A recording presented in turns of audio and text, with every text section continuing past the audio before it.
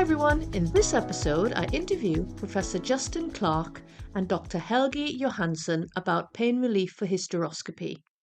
If you enjoy these podcasts, please subscribe and visit iforgottooaskthedoctor.com. I'm Dr Gail Busby and this is I Forgot to Ask the Doctor.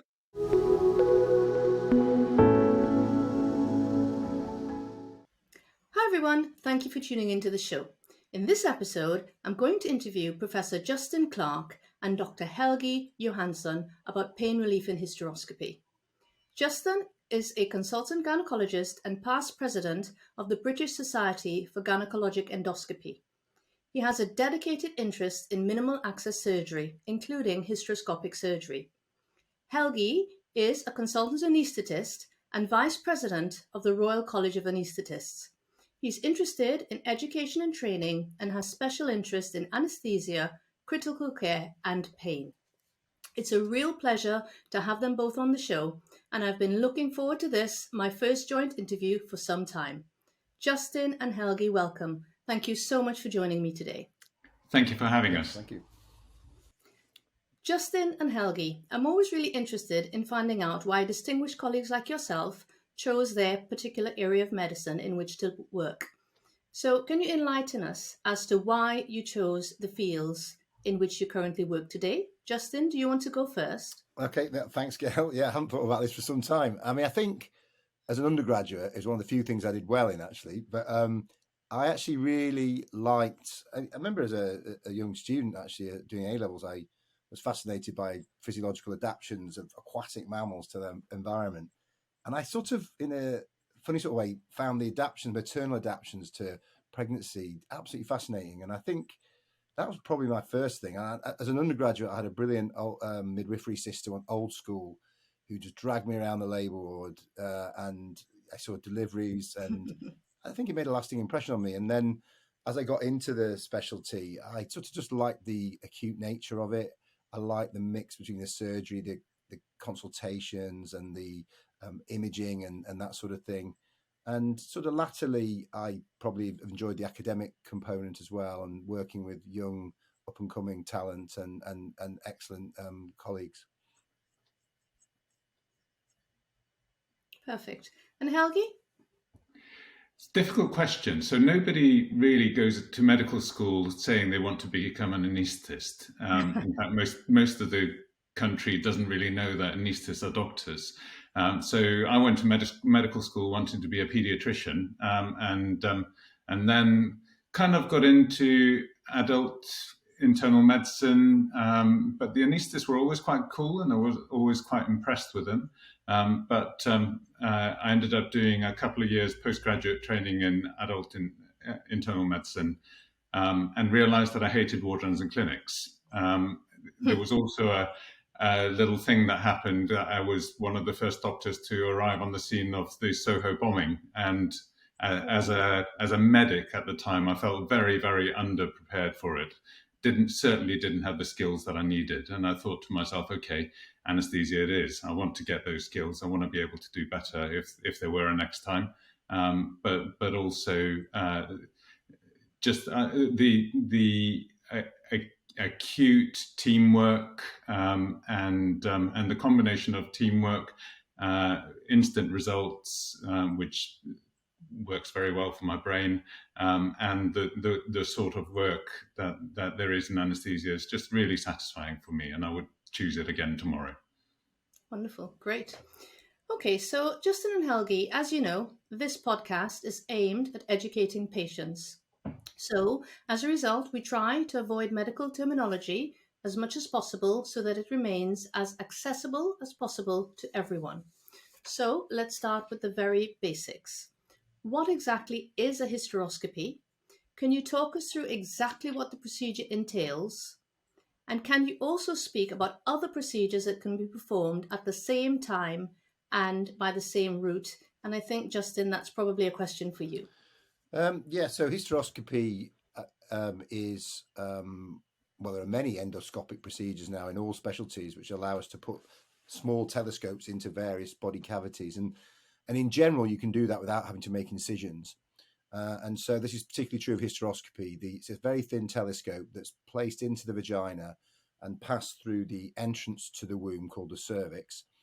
And fluid goes through this hollow telescope to actually distend the inside of the womb, the cavity of the womb, so we can see inside. There's a light source attached to the camera, the telescope as well. And it allows us to inspect inside the womb for problems. And these could be problems such as problems with the lining of the womb, precancerous changes or cancerous changes. It could be polyps or fibroids, which we can talk about later, but are pathologies that are quite common, can be associated with bleeding issues or fertility issues. Some women are born with slightly odd-shaped uteruses, which again can impact on particularly reproductive function and sometimes can be corrected.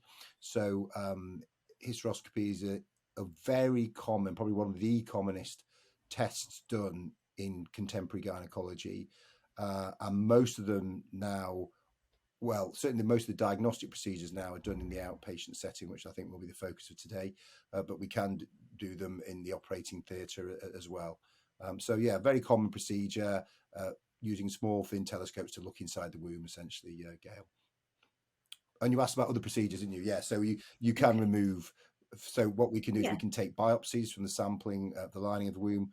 We can remove structural pathologies like retained products conception after miscarriage. We can remove polyps, I've discussed, and fibroids to try and improve symptoms of bleeding or fertility issues. We can retrieve things like coils that have gone missing and got lost. So it's basically predominantly a diagnostic procedure, but now increasingly it's becoming a therapeutic procedure as well. Okay, thank you. So just to clarify to the listeners, so a polyp is like I describe it as like a skin tag of the lining of the womb, which can be removed by hysteroscopy, and a fibroid, so the muscle of the wall of the womb sometimes organizes itself into little balls. I think that's the best way to describe what a fibroid is. And sometimes fibroids are within the cavity, within the inside of the womb, and they can be removed via hysteroscopy. Do you agree with that description, Justin? Yeah, no, I couldn't improve on that, Gail. Perfect. So I think, and the thing about these structures is that we believe that they can contribute to problems that some women have with abnormal bleeding, or they may have an adverse impact on reproduction. So, for example, affecting fertility or affecting increasing the chance of miscarriage. So, yeah, we these are common pathologies that we would want to diagnose and to treat. So it's a really important procedure that gynecology would be very much poorer without. Yeah, I think. Yeah, I think that's clear. Okay, thank you. You know, it's become a very important procedure to treat very common conditions. But the nice thing is it can treat, sort of detect and treat, if you like, benign conditions that do impair women's quality of life. But importantly, it can also be used to detect life-threatening conditions like predominantly cancers and precancerous changes. Yeah, absolutely. Okay, so the next question, now that we understand what the technique involves, is who usually performs hysteroscopies and what is the training involved? So conventionally, hysteroscopies have been performed by gynecologists. But as the technologies have advanced, so as the telescopes have become smaller, more portable, the image quality is better, it's become possible to perform these procedures outside of the traditional operating theatre. And so this has allowed a wider range of clinicians to potentially access the procedure and conduct it. So whilst it's still mainly doctors in the form of gynecologists, we do see some doctors, for example, in the community, so some community gynecologists, sexual reproductive health doctors, some GPs with a special interest in women's health conducting the procedure, and increasingly now nurses. We have specialist nurses who have trained in hysteroscopy, nurse hysteroscopists. So the British Society for Gynecological Endoscopy, the BSGE, very much have many nurse members, and they can train and conduct procedures in the outpatient setting. So the inpatient, the operating room procedures are still pretty much done uniformly by gynecologists, but the outpatient procedures are done by a range of clinicians, including gynecologists. Okay. And training, you wanted to ask about I think training? Yeah. Yeah, so very briefly, I mean, I think, What yeah, training is for involved? gynecologists, we do the trainees they do 7 years, I think that's right, isn't it, Gail? And years 6 and 7 are when they're sort of, within 2 years of becoming a consultant, and they choose what's called ATSMs, the Royal College of Obstetricians and Gynecologists, the RCOG, have these ATSMs, Advanced Training Specialist Modules. And one of them is in hysteroscopy, which incidentally I wrote the curriculum for. So that obviously is brilliant. So they train in that and have to pass the various competencies, and there's a range of theory and practice and mentorship, and there are courses put on by the BSG and RCOG, for example. There are courses that people put on locally or internationally that many of our trainees attend. From a nurse point of view, the nurses either can be trained locally with a mentor, someone like you or I, Gail, but most of them do register for the course, the diploma or degree through the University of Bradford in in nurse hysteroscopy. So there's also a very good nurse-led practical and theory mentorship training program. Okay, perfect. And the next question, I think you've answered, but I always give the opportunity if you want to add anything. Under what circumstances does it need to be performed, hysteroscopy, and what is the goal? But I think we've covered. Yes, I think the the indications, are really mainly women present with abnormal bleeding, but of course women can present with bleeding problems across their across their whole life course. So women of reproductive age may have heavy menstrual bleeding, bleeding between their periods, for example, and women after the menopause can have bleeding spontaneously, or they may have bleeding in association, for example, with taking HRT. And the other main tranche is reproductive issues. So this is women who are having, for example, recurrent miscarriage or difficulty becoming pregnant. And so these are the main areas where we need to interrogate the uterus, and particularly if there's been imaging. That's often ultrasound is used uniformly now in gynecology, and often the ultrasound will detect structural pathologies in the uterus or overtly thickened linings to the womb, and that's would direct us to go to the next step, which should generally be a hysteroscopy. Yeah, okay.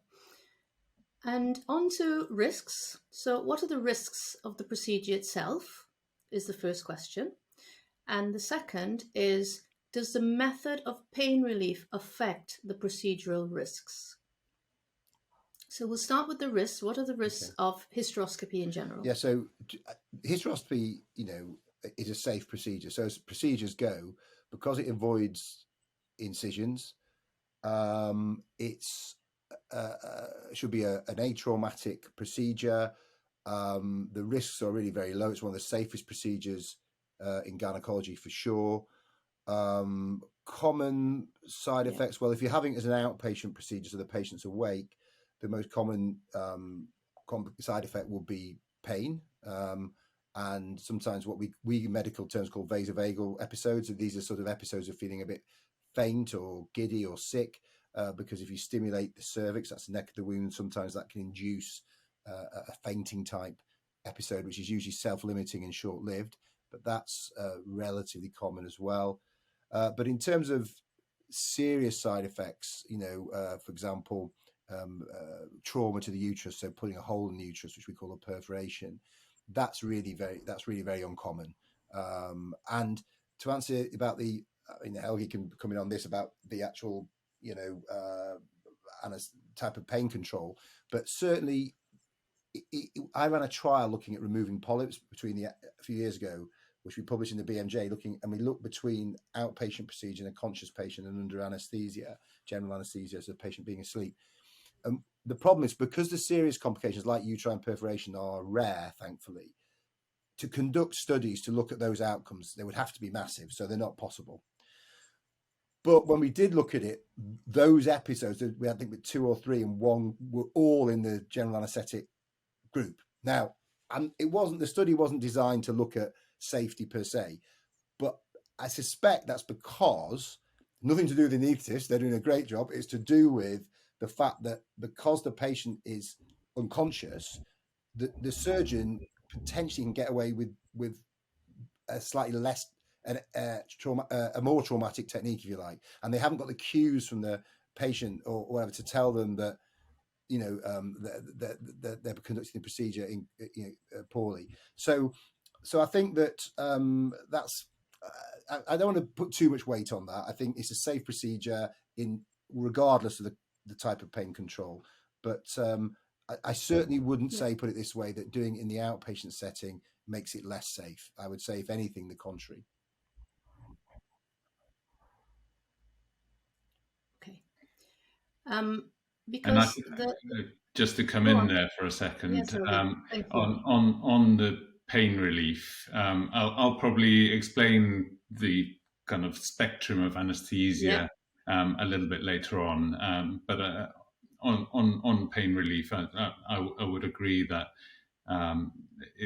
pain relief itself has very little impact on the safety of the procedure, but full general anaesthesia may do. Okay. But we'll discuss that a bit more later. Yeah, perfect. Okay. The next question is there any way of selecting patients for the type of pain relief that they will need, or is it completely unpredictable? So are there any risk factors? I've been asked this question many times, and we've certainly done studies on it, actually, and there are stuff out there. Unfortunately, there aren't any particular characteristics or factors in the main that allow you to predict the likely tolerance, for example, experience of an outpatient hysteroscopy. And the danger is if you are to say, oh, well, we looked at, example, women who had really bad period pain, but we didn't find those women necessarily had a worse experience of hysteroscopy than those that didn't. Similarly, if you look at ethnicity or age or social class or whatever you want to, the danger is you can stereotype, and I think it's important to offer everybody, and I'm sure we'll get onto this, the first important thing is that they absolutely need the procedure, and when that's decided, they do, to offer everybody the choice of pain control methods, which I'm sure we'll come on to. So, but I think trying to sort of tease out who can do well with it or not, dangerous stereotyping and excluding certain groups of women. The only difference I would say is there are some women who sadly have had histories of, for example, sexual abuse, and in that situation, I think it is important to sort of sensitively ask for them, because they may want to not divulge this information. Is there any reason why we shouldn't examine you today, or you wouldn't want to have an intimate examination? So I think that group, yes, I think we need to sort of sensitively ask about. But I think that, and I suppose the only other group would be if I had a woman who'd said to me, I don't know, you, Gail, you'd see these women as well, if they said, oh, I've had just a dreadful experience, someone trying to take my coil out, or smear really upset me, or I've had a previous hysteroscopy that was dreadful, then, I'm not going to push and say, oh, well, I'll do it better, or more sensitive. I say, look, do you think about, would you prefer to have it done another way? And they don't always say yes, but most of the time they would prefer to go and have Helgi give them something stronger from a pain control point of view. Okay. And Helgi, any thoughts? Yeah, thinking about pain itself, it's such a subjective, unpredictable thing, and it may be unpredictable from one moment to the next. So one moment a certain procedure will be non-painful because of the headspace you're in. Another moment it may be painful. So it's based on your experiences, it's based on your physiology, it's based on your anatomy as well. And obviously some people have different anatomy to others, and it may just be more physically difficult to do a certain procedure. But certainly all of that comes together to create a really complex experience that can be mitigated to some extent by things that help you relax and pain relief in itself. But otherwise can vary so much from patient to patient. So some patients will undergo. I do a lot of cannulation in my practice. In fact, it's the kind of mainstay of anesthesia. All our drugs get given intravenously via drip, and putting that in, some people don't flinch, other people scream, and it's very, very difficult to predict who's going to do what, and so experience of pain overall is just so different, and it's important that we keep we're sensitive to the needs of each and every patient, and it's very difficult to predict. Yeah, very, very true. So that brings me nicely onto my next question for you, Helgi, which is, because I guess pain is so subjective, the concept of pain scores has arisen. And can you talk to us about the concept of pain scores? How are they assessed? What is the rationale? And also things like, what is the best time to assess them? And are there different types of methods or scales of measuring pain so that we can accurately get feedback from our patients? Actually, it follows on really well, doesn't it? And pain scores, pain scores are a way of trying to digitize a very subjective experience, and certainly not without their flaws. And we have a pain score of 1 to 10, 10 being the worst pain that you've ever had, 1 being no pain at all. And that's probably the most common, which again, even a lot of people will say 3 when other people will say 7 for a very similar sort of pain. And some of the people who are saying 7 actually look very comfortable, and some of the people who say 3 don't look very comfortable at all. And so even within itself, it's a very subjective thing. We use it a lot in the recovery area, where after a patient's had an operation, the recovery nurse will ask them how much pain they're in, and trying to judge whether they need additional pain relief or not.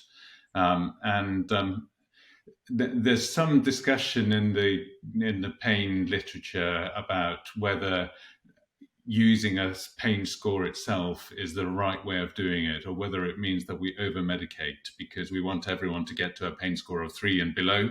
And some people are quite happy with a pain score of 5 and will actually prefer a pain score of 5 to the side effects of nausea and vomiting of a lot of the strong pain relief that we give them.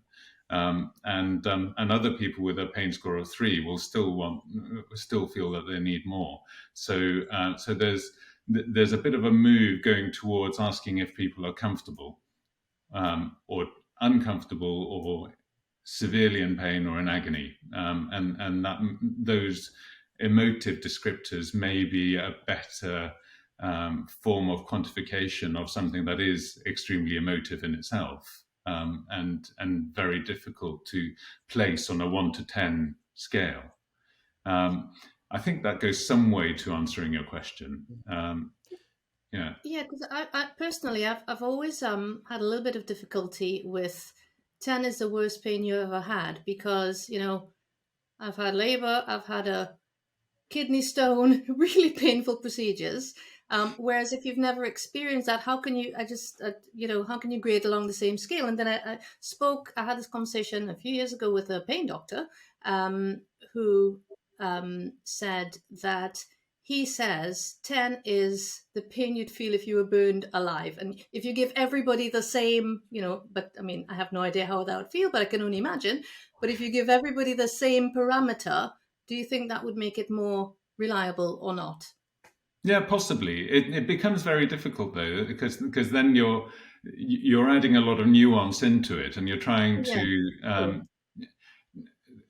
to make something more accurate, but you probably end up sacrificing your ability to analyze it afterwards. So I suppose the 1 to 10 makes it much easier for us to analyze and write papers and and that kind of thing. Whereas burning alive versus hammer on toe, it is probably a bit more difficult. Yeah. And it just shows how we can try and standardize all we like, but each patient is an individual, and each patient will require different things, and this is where you need experts to be looking after them, expert nurses in recovery who are experienced and who will be able to judge when somebody needs more versus when somebody doesn't need more, and experts in the operating theatre, etc. I think there's been a lot of move towards trying to deprofessionalize healthcare and take the experts away from the front line. And I think it's really important that we have the experts at the front line, because experts are actually good value for money, and deal with things better and faster.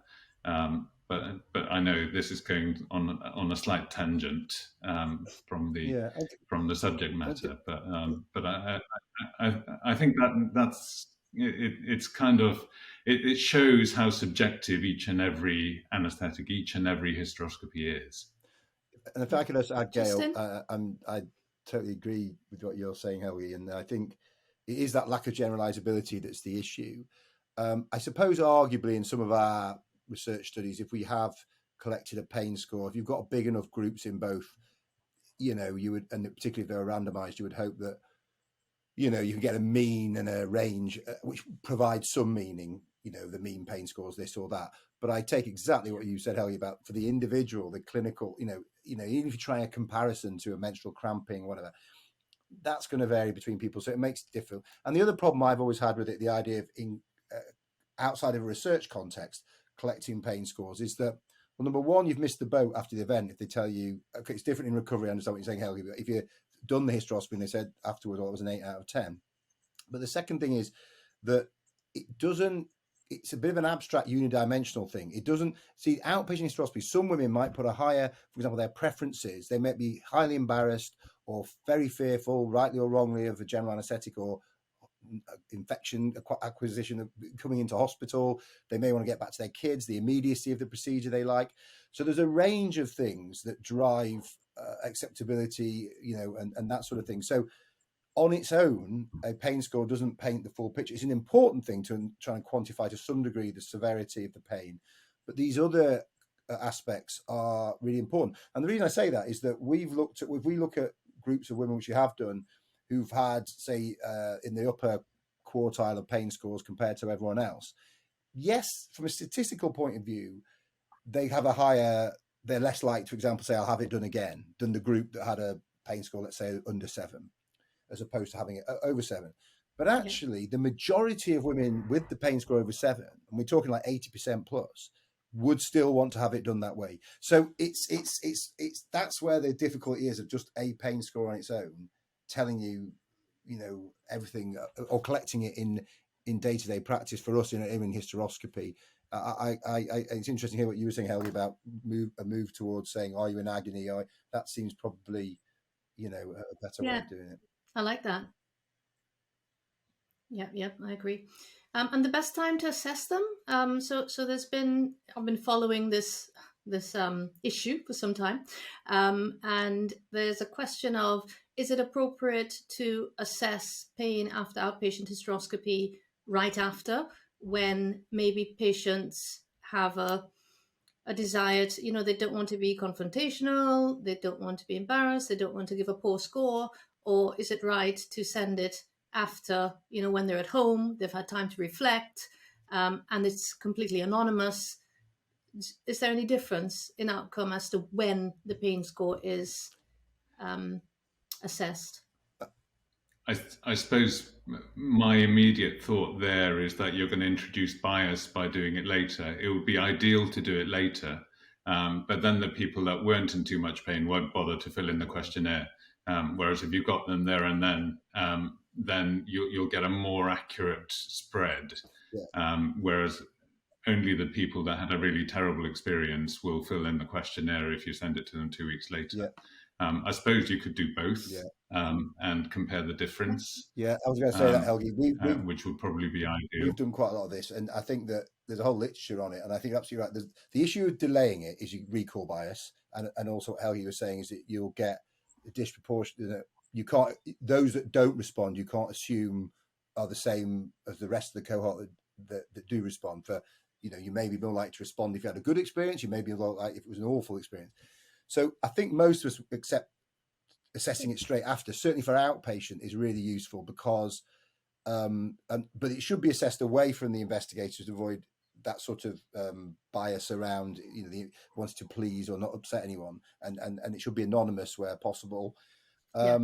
So I think we can capture that. And interestingly, the difficulty with trying to compare, say, general anaesthesia with an outpatient procedure is that you can't capture that immediately afterwards because they're asleep, they're waking up, they've got amnesia.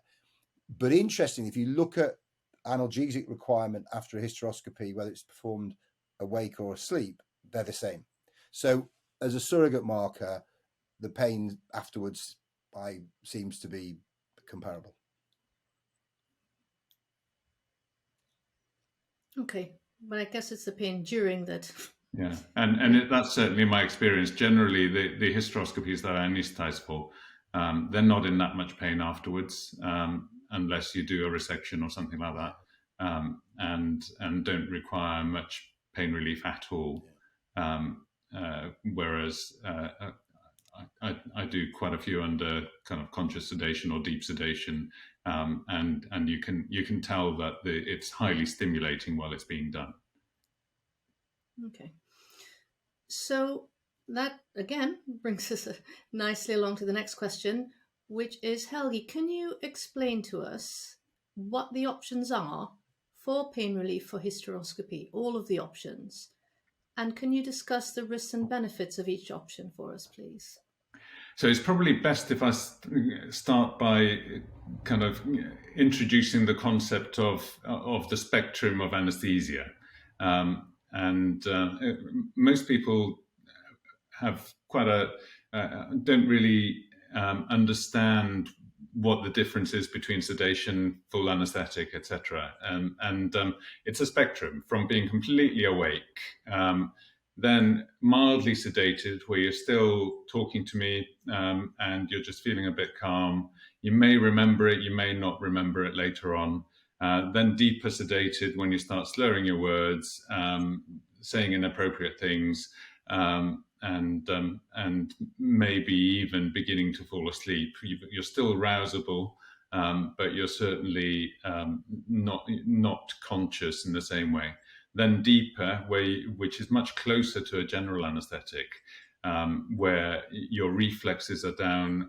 Often you stop breathing because all the anaesthetic drugs inhibit respiration. And by the way, don't be worried about that. That sounds very dramatic.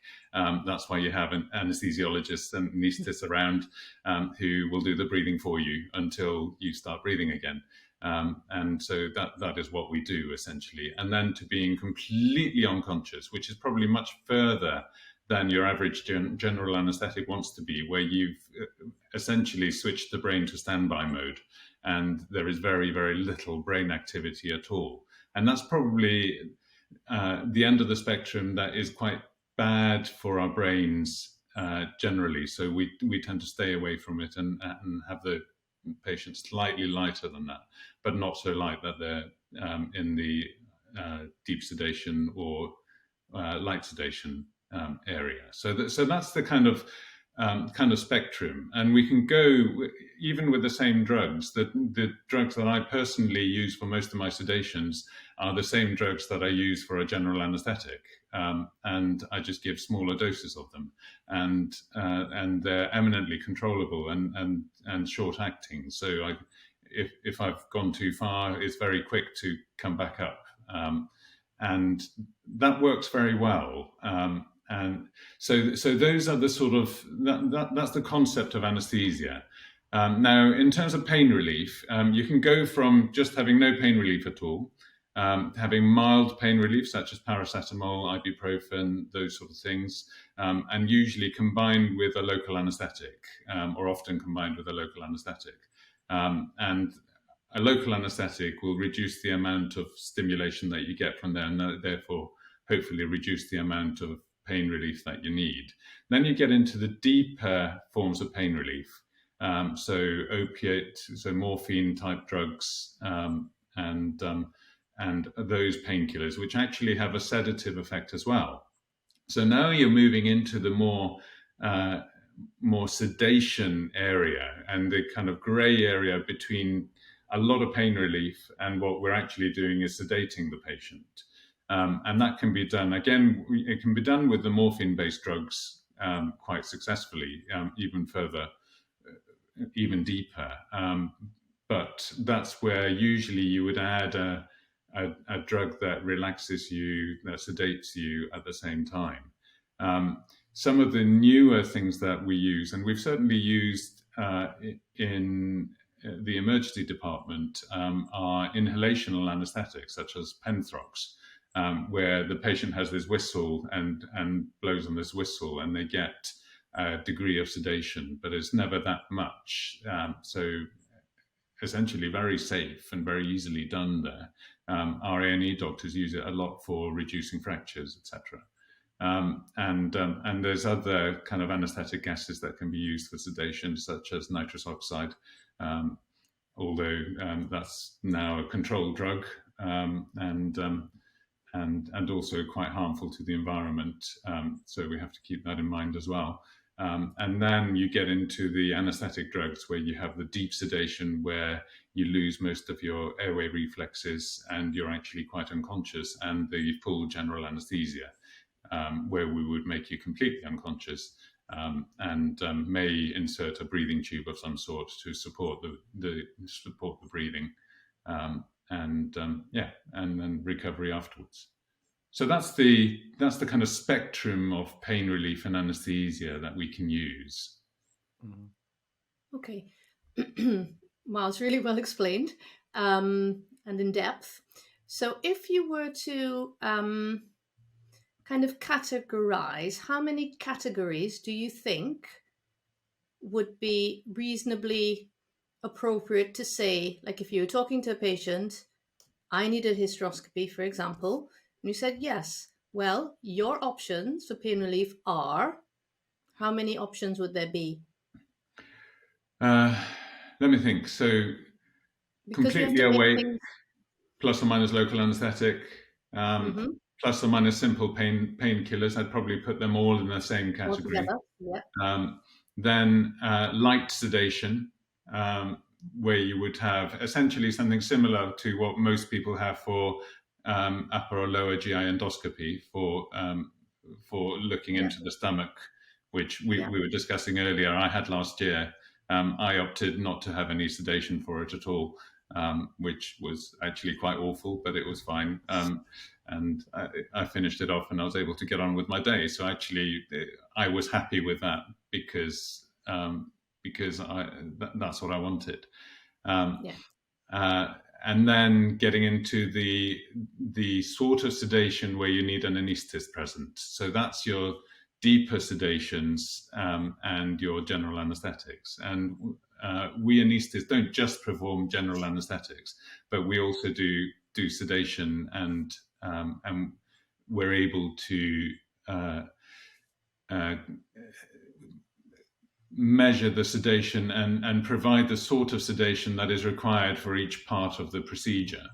So, for instance, for a hysteroscopy, the most stimulating part of the procedure is the beginning, when you're widening out the cervix, and that needs the deeper sedation than something a bit later on, where you're just looking around, and that doesn't have the same sort of stimulation. So that can all be varied according to patient need and procedure need. Okay, so the light sedation. Probably 3 was the short answer. Gail, could I just? So the light sedation would not require an anaesthetist.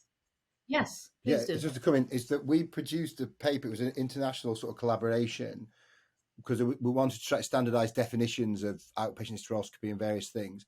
office hysteroscopy, ambulatory hysteroscopy, day case hysteroscopy, whatever. So what it boiled down to is pretty much what you're saying, Helgi. We boiled down to, we split it into 5 levels actually. And we said like there's no medication, just analgesics. There was local anaesthetic into the cervix because we don't routinely use in the outpatient local because the scopes are so small now and we can insert them without the need to dilate or to widen up the cervix. And the level 3, we split it into 2. Level 3 was like oral or inhalational medications with a sedative effect. So like, you know, a diazepam or a penthrox or a nitrous oxide. And we then sort of made a cutoff there because we said, right, that is an outpatient procedure because someone like me or Gail are prepared to do that. But anything beyond that, which is just what you're saying, would be the gradations of deep IV sedation requiring anaesthetic agents and the potential to have to protect the airway and manage that. And then regional anaesthetic, you know, your spinals, epidurals, and your general anaesthetic. So anything from 3B up, which is basically deeper sedation, regional GA, because it requires an operating theatre setup in the main. Okay, it could be a very sophisticated endoscopy suite, but it certainly requires you there, Helgi. That then is not an outpatient procedure. So the patient should be offered this range of pain control, but we shouldn't conflate an outpatient procedure is not using deep sedation as that's been agreed to internationally now. That should be offered, but an outpatient hysteroscopy does not involve that because essentially it requires someone like Helgi there. It requires, you know, more sophisticated anaesthetic equipment and availability. And I mean, I'm interested, Helgi, actually, just a quick point, not to digress, Gail, but, you know, I mean, years ago, my dad was a GP and he would be giving sedation in dentist surgery, but that all quite rightly sort of got frowned upon now because there were some sort of poor outcomes.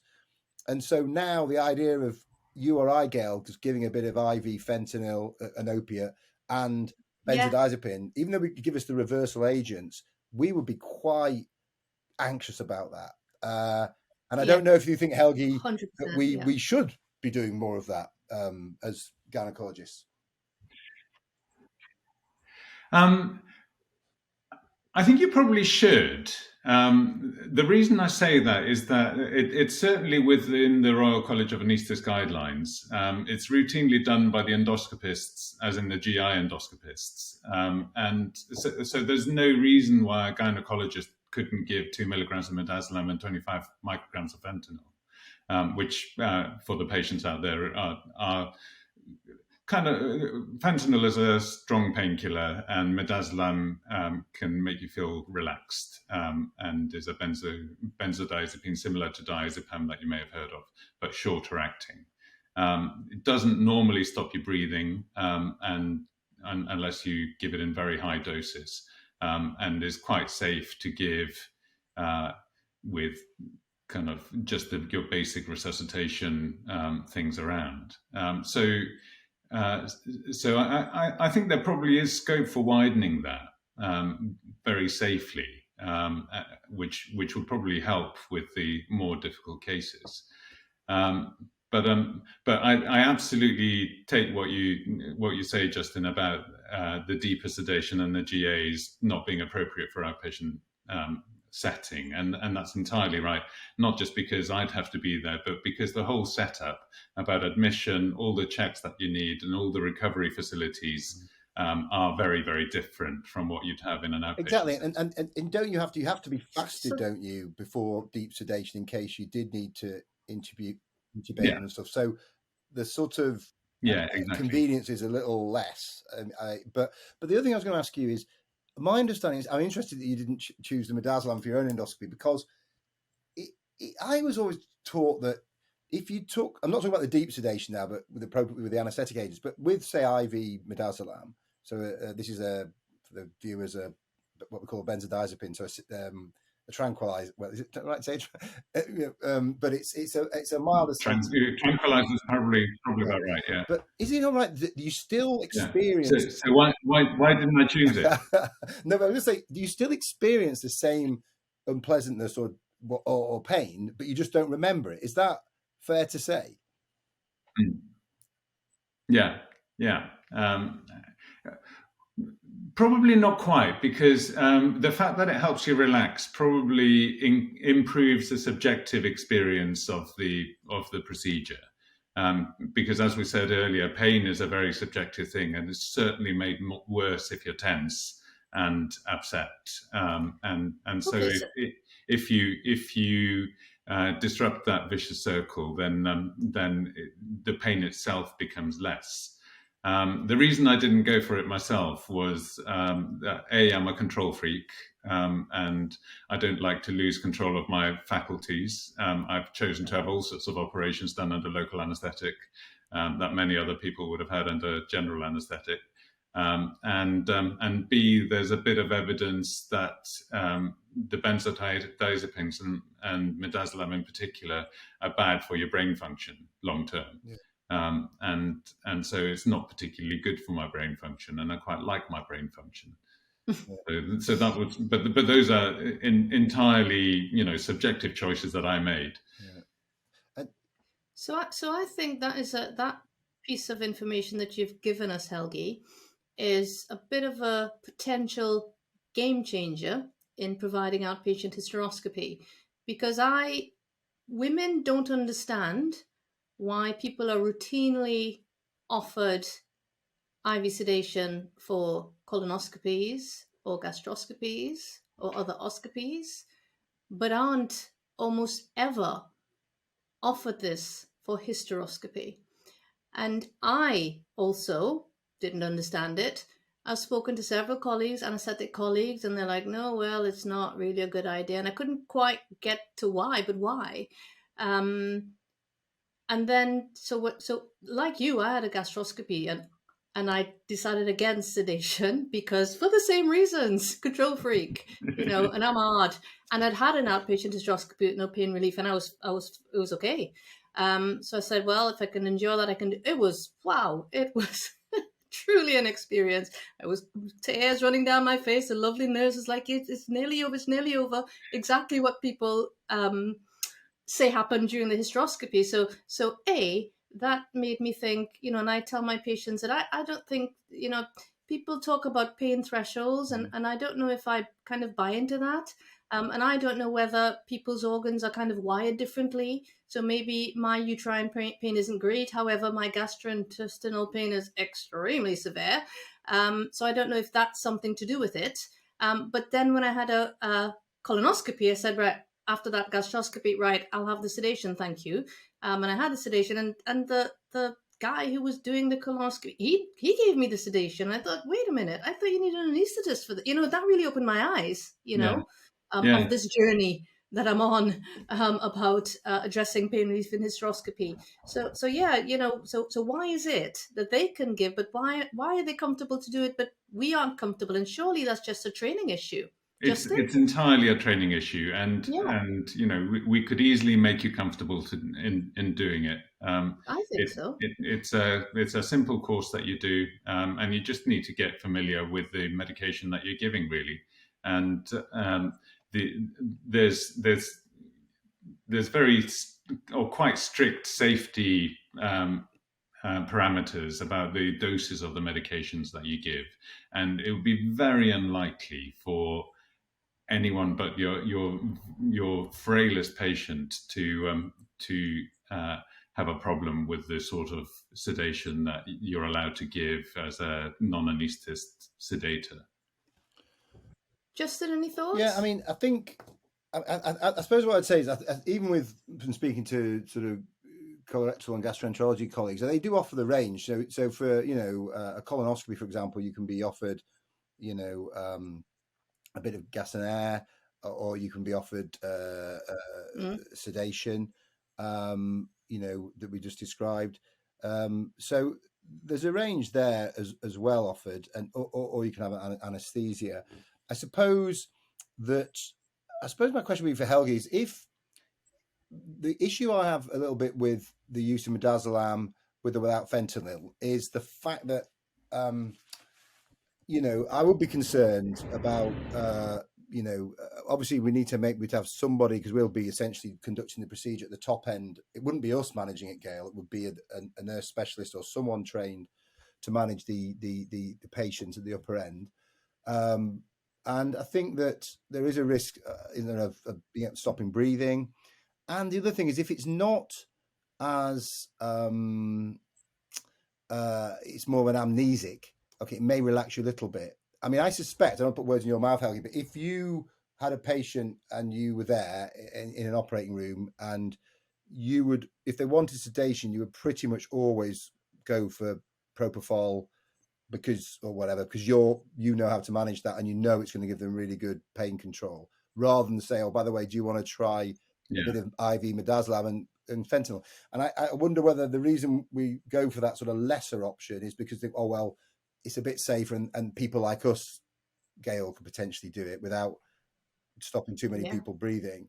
And so I suppose I that's one issue I have with it, is that, you know, if you're going to go for sedation, then maybe you should just go for, if you like, the proper sedation with Helgi present. My second thing, though, is the evidence.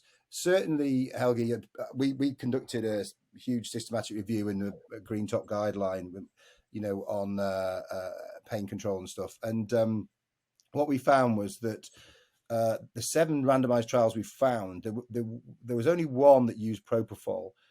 But all the ones using this sort of midazolam type thing, the benzodiazepine, didn't actually show any benefit in terms of pain control or satisfaction or outcomes compared to, I mean, to be fair, there was a range of, the studies all looked at slightly different things, but, you know, compared to, for example, nitrous oxide, compared to analgesic rectal analgesia, compared to local anesthesia.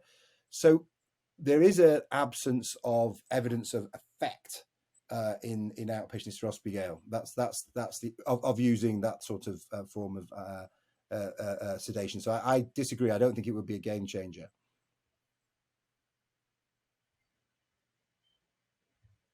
Yeah.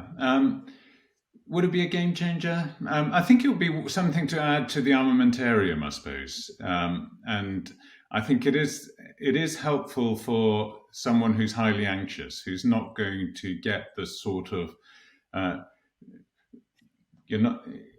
the anxiety becomes the inhibitory thing that stops you from kind of being able to go through with the procedure. And if you get rid of some of the anxiety with a bit of midazolam, then it will help.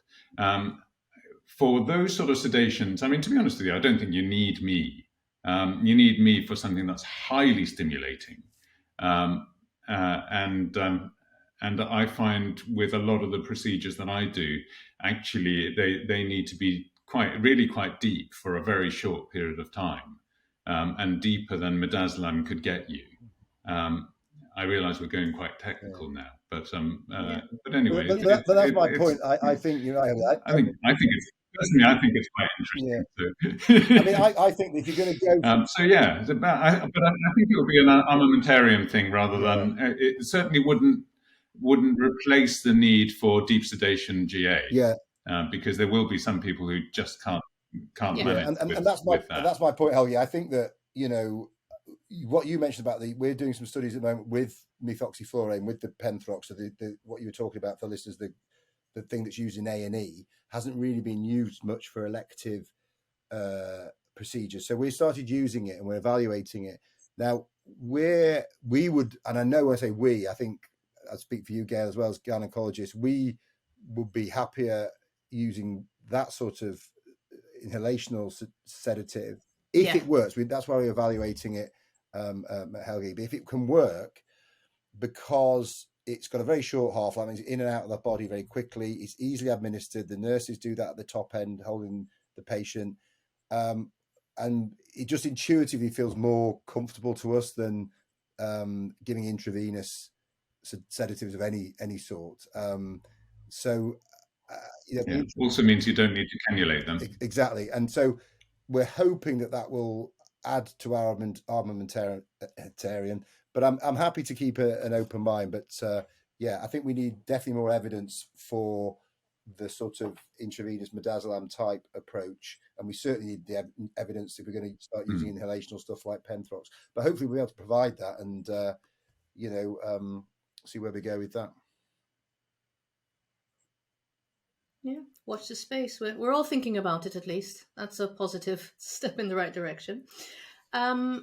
And have you any experience, either of you, with other less traditional forms of pain relief? So, for example, everyone where I work has a warm pack that they put on their tummy, which patients absolutely rave about, and everybody wants to take them home.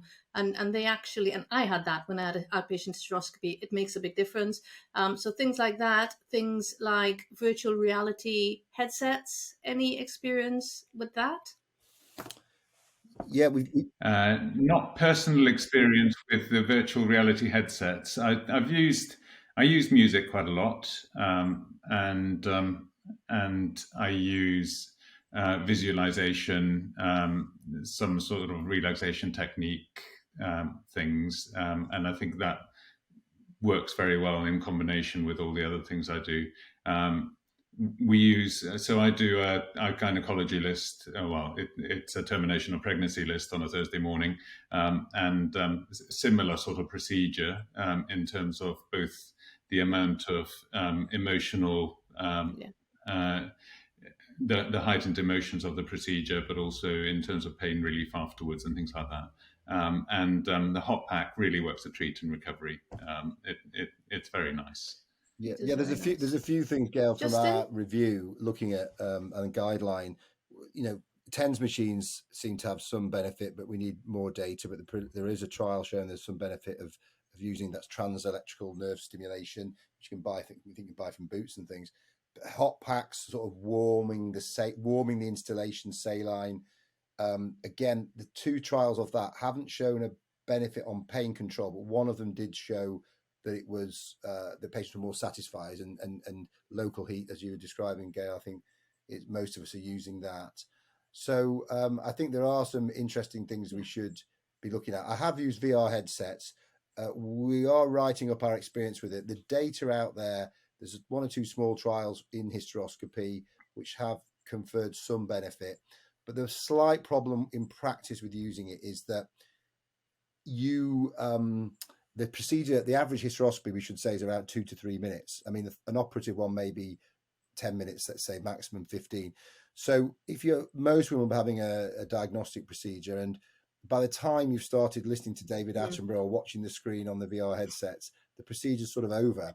And the second thing that's a bit odd about a VR headset with an intimate procedure, I think some women don't like that. You're looking at something completely different, and it's sort of.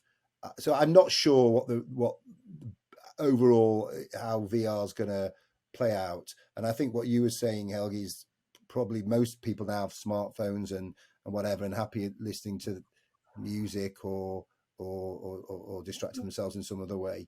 But so I don't want to be down about VR headsets, but I'm not sure for hysteroscopy if it's going to be really widely taken up.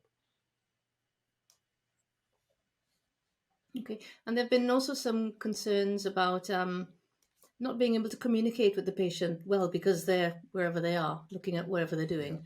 But that's another thing. The patients didn't like the fact that they, like you say, they were out of the room, sort of thing. I suppose also not being able to see their facial expression, exactly. which is actually quite important if you're doing something stimulating. Yeah, absolutely. Yeah. Okay. So the last question from me is, Helgi, I'll ask you first. How do you think women should be counselled about pain relief for this procedure? This is a really hard one, isn't it? I think it's. I was looking at the patient leaflet on the RCOG, which actually is quite informative about it, and it says you may have. There may be pain, etc., etc. And I think it's important to talk about pain. It's important to talk about the fact that pain, most people find it an acceptable procedure, but it's also important to not to push aside the fact that a reasonable proportion of women will not be able to tolerate this, or if they do tolerate it, it's actually very, very, very painful for them.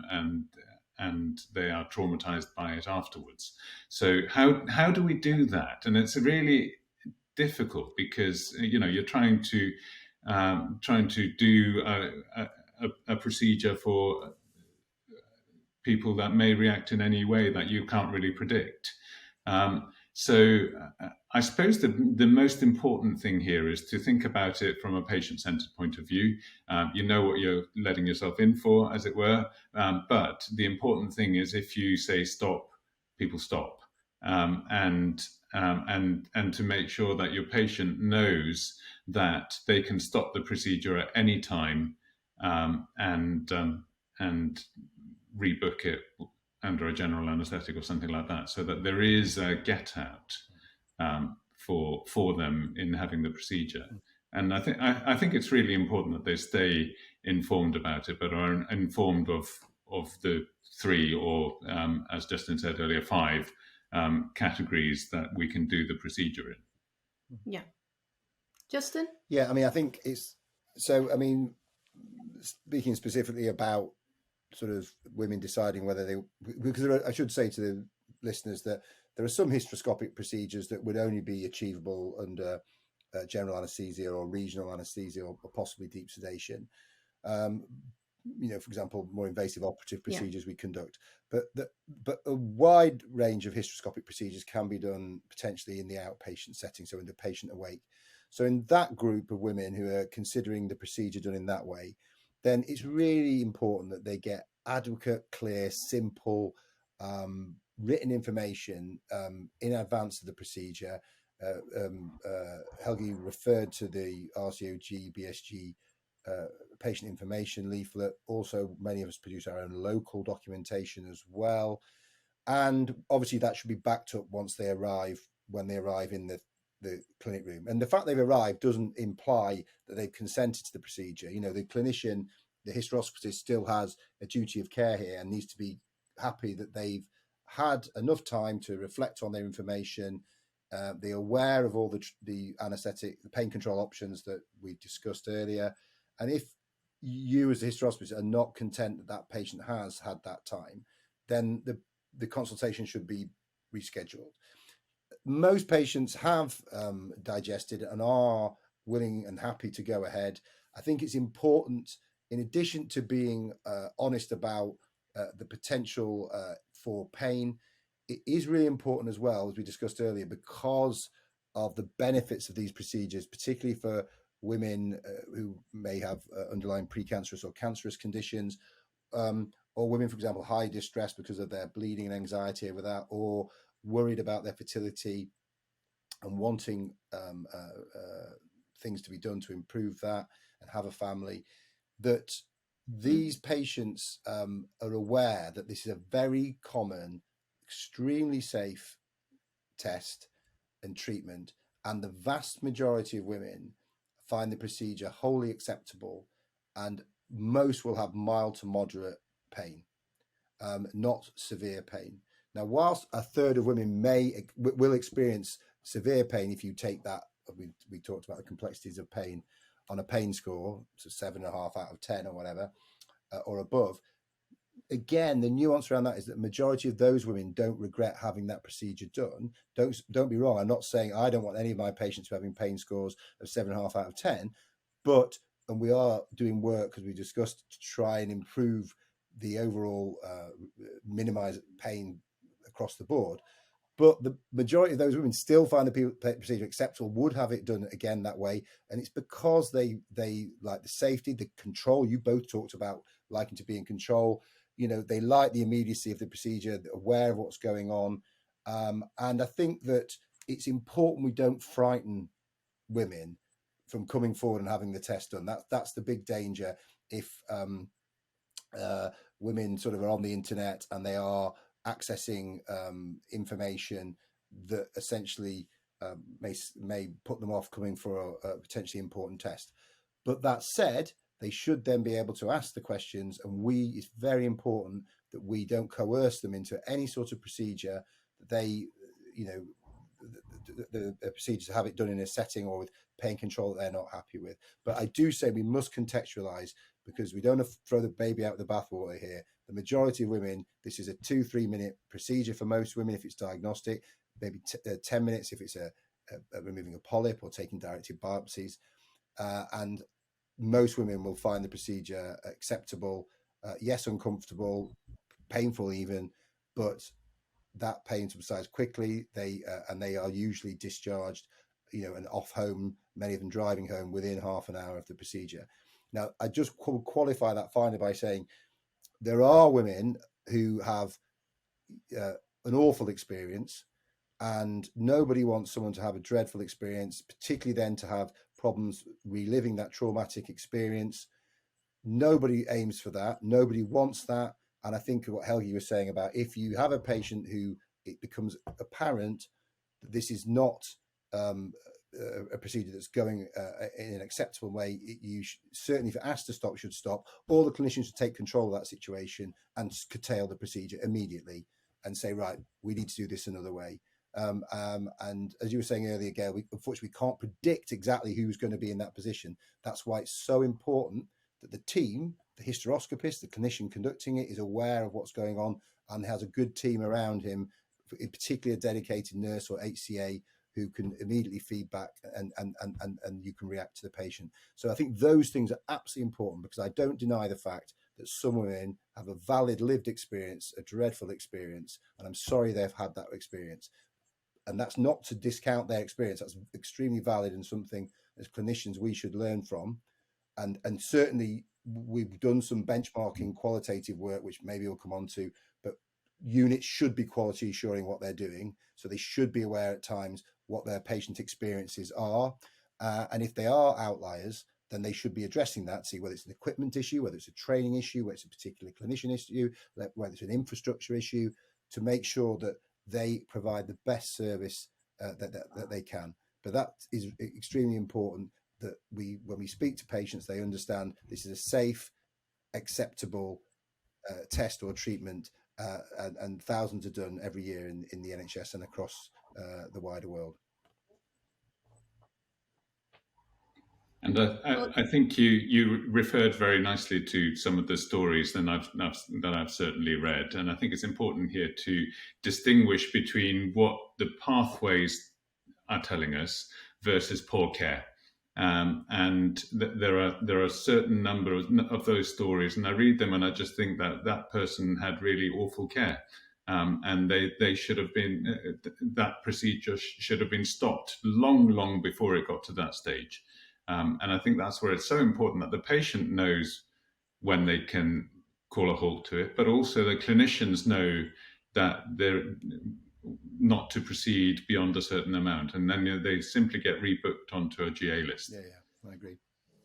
Yes, absolutely. After giving the choice initially, and I have to say I concur with everything you've said, Justin. In my experience, I mean, as I say, I've been following this issue for a few years, and it's really kind of changed my thinking, so that now every single patient I see, I offer the choice of outpatient or a general anaesthetic. And I quote the 1 in 3 risk of severe pain at outpatient hysteroscopy. And despite that, most patients will proceed with the outpatient hysteroscopy, even after, having given time to think about it, consent, 2-stage consent, etc. Most patients do, and I agree, most patients tolerate it reasonably well and they're happy with their choice. So, it's not minimizing the fact that some women, and that's why we're sitting here today, because we recognize that some women have severe pain at outpatient hysteroscopy, horrendous experiences. We've been made aware of them, and we are listening to these women and are trying to make things better. But you're right, It's about choice, because when I needed a hysteroscopy, and obviously I'm a consultant gynecologist, I could have chose any permutation you like. I had an outpatient procedure because I wanted to be awake. I wanted to see the picture. I didn't want to be incapacitated. I didn't want to have a general anesthetic and everything that entails, because I don't think I'd opt for a general anesthetic unless I really needed one. I'm one of those people. And it's about not taking that choice away, So give women clearly all options of choice. and women can choose what is right for them. And I really, really strongly believe that. And on the flip side, I've anaesthetized several of my colleagues who either simply didn't want or had tried and couldn't go through with a local or an outpatient hysteroscopy, and that's fine. And yeah, absolutely, it's fine. However, the patient some wants people it. want to be sedated for it and don't want to experience it, which is fine. And fine as well. One of the privileges of modern technology and the modern era, where we can actually take away pain and sensation. Yes, absolutely. Okay, so thank you for those clear and detailed answers to my questions. As you know, I ask listeners beforehand if there's anything that they'd like me to ask on their behalf. May I ask you both some questions from listeners who have sent them in? Okay. Definitely. Yep. So I've had an enormous response to the call for questions, and in reading them, I think that the experiences of women who have undergone this procedure are so powerful that it was quite difficult to edit the questions. I do feel that it's important that their views are validated, so I will try to include them all. The questions are, however, similar, and some we have touched on already, and I've also tried to group them into themes. So I must stress at this point that it's very difficult to give specific and personalized advice to patients without a thorough knowledge of their past and current medical history, examination findings, and investigation results. Also, due to time constraints, I've grouped the questions together in a way that I think retains the essence of what is being asked. Therefore, the question should only be used as a guide, and individualized care and medical management should be sought from one's own doctor. So the first group of questions, so I'll read them all out, the first tranche. Hi, Dr. Busby, many thanks for doing this for the thousands of women who have suffered severe pain and torture during outpatient hysteroscopy, plus or minus biopsy procedures with no effective pain relief, as I did, then suffered PTSD. Can you please ask Professor Justin Clark why the good practice paper draft states that IV sedation is not recommended for hysteroscopy, as it is not safe, yet several times it is mentioned as an option for pain relief for this procedure. This is contradictory to say the least. If IV sedation plus analgesia is safe for gastroscopy and colonoscopy, what is the problem? Yes, women have wombs and period pains, so they can withstand invasive hysteroscopy and operative cutting out of tissue, not like men who can't stand pain and need sedation for colonoscopy. Yes, the gender gap. Next one. Thank you for the opportunity to ask Prof. Clark and Dr. Helgi questions. Why is hysteroscopy treated differently to other endoscopies where anaesthetic sedation is given as a matter of course? It seems suspicious that it is the only one that doesn't concern men.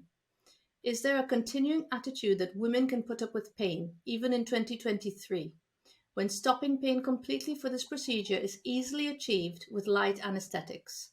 Am I right, Dr. Helgi?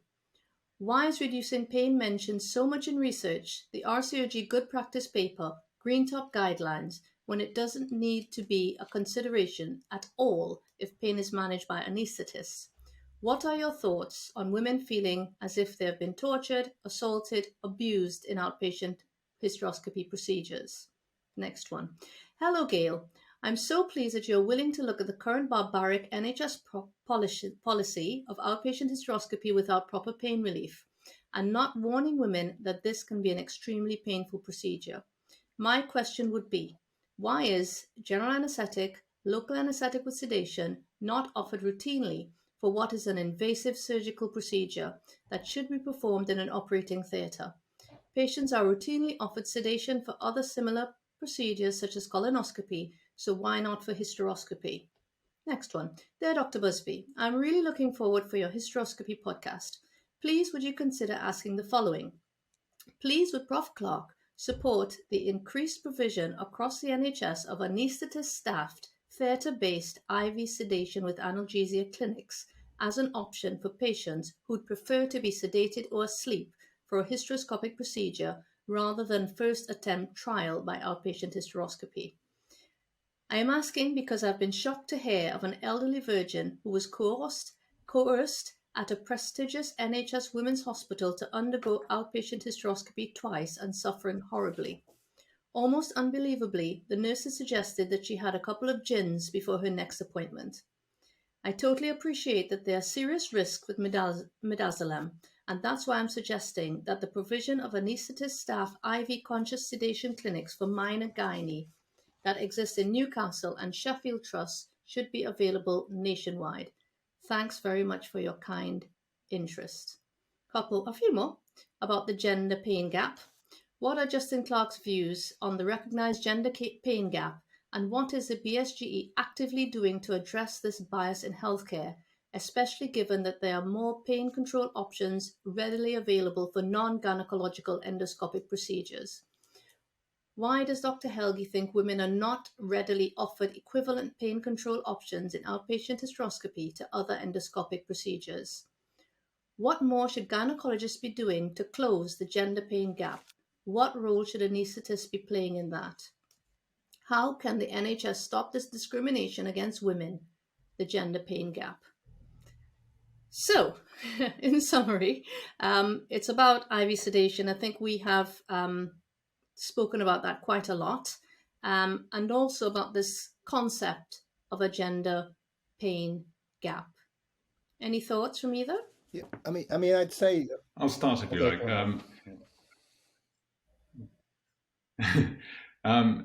First of all, I just want to say how sorry I am to the women who have written this, and it sounds like they've had the most awful experiences, and this is where we have to separate the poor care from policy, and sounds like a lot of this is poor care, and badly handled, emotionally badly handled, and didn't stop when they were supposed to stop.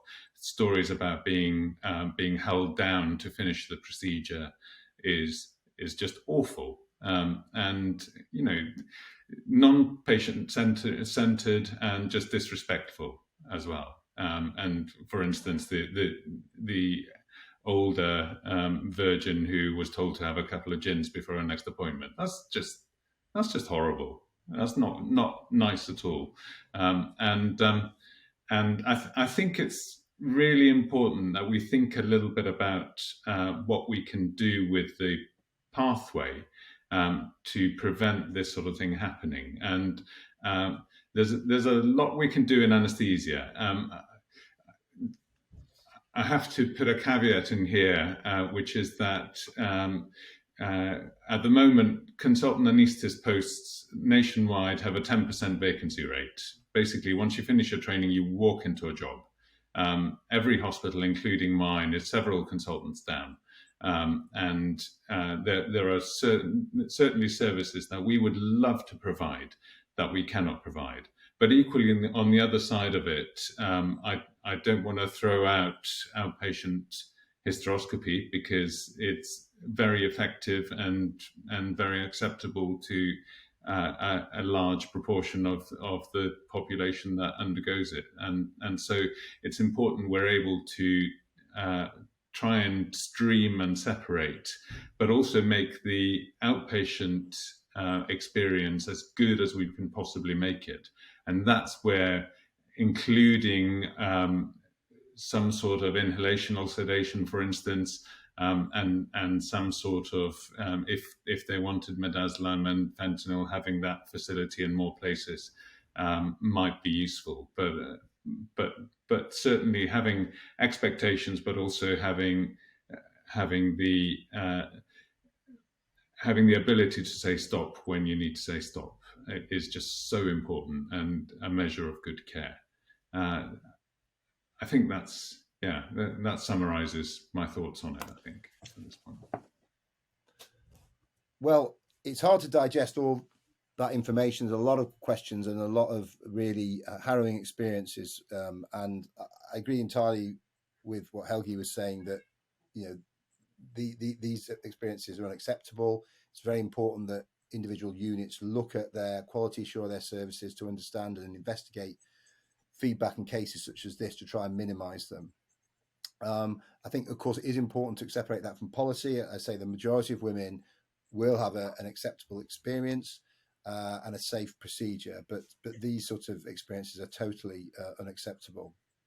As regard the gender the gender gap, I mean, I was president of the British Society for Gynae Endoscopy up until April of last year now,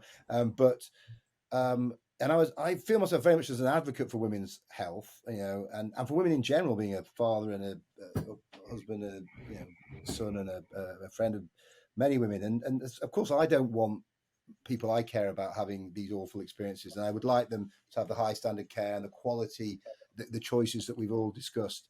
I suppose that said, I certainly, as BSG president, felt, and it was well documented coming out of COVID, there seemed to be a disproportionate lengthening of waiting lists for surgery for female health.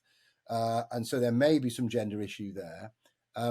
But in terms of gender gap, in terms of pain control, I'm a little bit uncomfortable with that for the simple reason that, okay, men or biological men anyway don't have a womb, so we can't. But whereas in a colonoscopy or a sigmoidoscopy, men and women are offered the same pain control. Men, for example, who have testicles have to have sperm retrievals under local, prostates, they have these done under local as well. So I think we should be a team. We should say, look, we want to improve healthcare for everybody, regardless of gender. And I don't think it's helpful to say there's some sort of gender issue that misogynistic gynecologists like me, are sort of happy just to let women tolerate some sort of barbaric procedure. I mean, that really would be a mischaracterization of my view, and certainly the people I work with. So that's not to be not alive to these sorts of potential issues. And politically, we need to make sure that healthcare is funded and that women aren't discriminated against. But I'm not sure I really go along with the gender gap. But I do think that, as Helgi was alluding to, looking at pathways, looking at offering, making sure choice is offered, training people well, using the right equipment, having the right infrastructure to improve outcomes. And I'm sorry to hear about the problem with anaesthetics, but again, I would broaden it to say, I think one of the questions was, do I agree that we should be funding lots more anaesthetists to offer? I actually don't think the reason that women aren't necessarily being offered IV sedation, apparently, or whatever, is because we lack anaesthetists. I mean, they go on a waiting list and they may have to wait interterminal times, and that may influence their decision where they would have otherwise had a sedation. I appreciate that. But in terms of what we're doing from our end, no, we offer it because we think it's better, because we think it's convenient, it's safe. You don't have the risk of. We saw in COVID, for example, the advantage of not hitting a hospital ward or being admitted, particularly for vulnerable patients, the older patients, who are most at risk of cancer. So really, during the pandemic, the advantages of ambulatory procedures is really exemplified. So I think we're offering it not because it's cheaper, not because it's quicker, not because it's easier for us. It's because we feel it's better in many ways to do it that way. But that's not to say we shouldn't be offering choice. And, and it may be true that some women would, prefer to have, some deep IV sedation. But if the waiting times were shorter, I'm prepared to accept that. But I think overall, the message would be we offer this because we think it's better, not just because it's cheaper or easier for anyone. We think it's safe and it's acceptable and convenient. I think reflecting on the gender pain gap, there's something in policy which I wanted to bring up, and that was NHS England's policy on paying the same fee for an outpatient hysteroscopy as a GA hysteroscopy, which on the face of it was fine because it would a reasonable idea to move the procedure into the outpatient setting which is more acceptable to most people, etc., etc. But may have resulted in more people being streamed into that stream than you would have wanted to. And some people that would have preferred a GA hysteroscopy may have inadvertently been streamed into the outpatient hysteroscopy because the finances for the hospital made more sense. I think that's changed now, and actually I think the tariff is better than it was for a GA hysteroscopy. But I still think it's much more financially viable for the hospital to have all its hysteroscopies done in outpatient setting. Helgi, I'm not 100% sure I agree with that. Can I just clarify why? I think that I take your point that there was, I mean, I know the history of this. So if we go back a bit further back, there was a perverse incentive to carry on practicing in an potentially anachronistic way, i.e. there were lots of progressive centres setting up ambulatory centres. A lot of hospitals weren't doing that because they were getting paid a lot more to admit the patient and bear in mind the cost to society and the viability of the health service. So we were paying a lot for that, and nobody was having to change because there was no driver to do that. And the other thing was to do things in the outpatients atraumatically, you needed to use the latest technologies. So you'll remember, Helgi, the blind DNC, people blindly instrumenting the uterus because it was cheap. These were procedures that were done at the turn of the century and were still done when I was in training. Whereas to do things under direct vision, which is safer, more atraumatic, smaller technologies, they would inevitably use disposables as well. It was more expensive. And so you couldn't actually drive an outpatient service because the managers would say, oh, the equipment's too expensive, even though it's better equipment than we have under GA.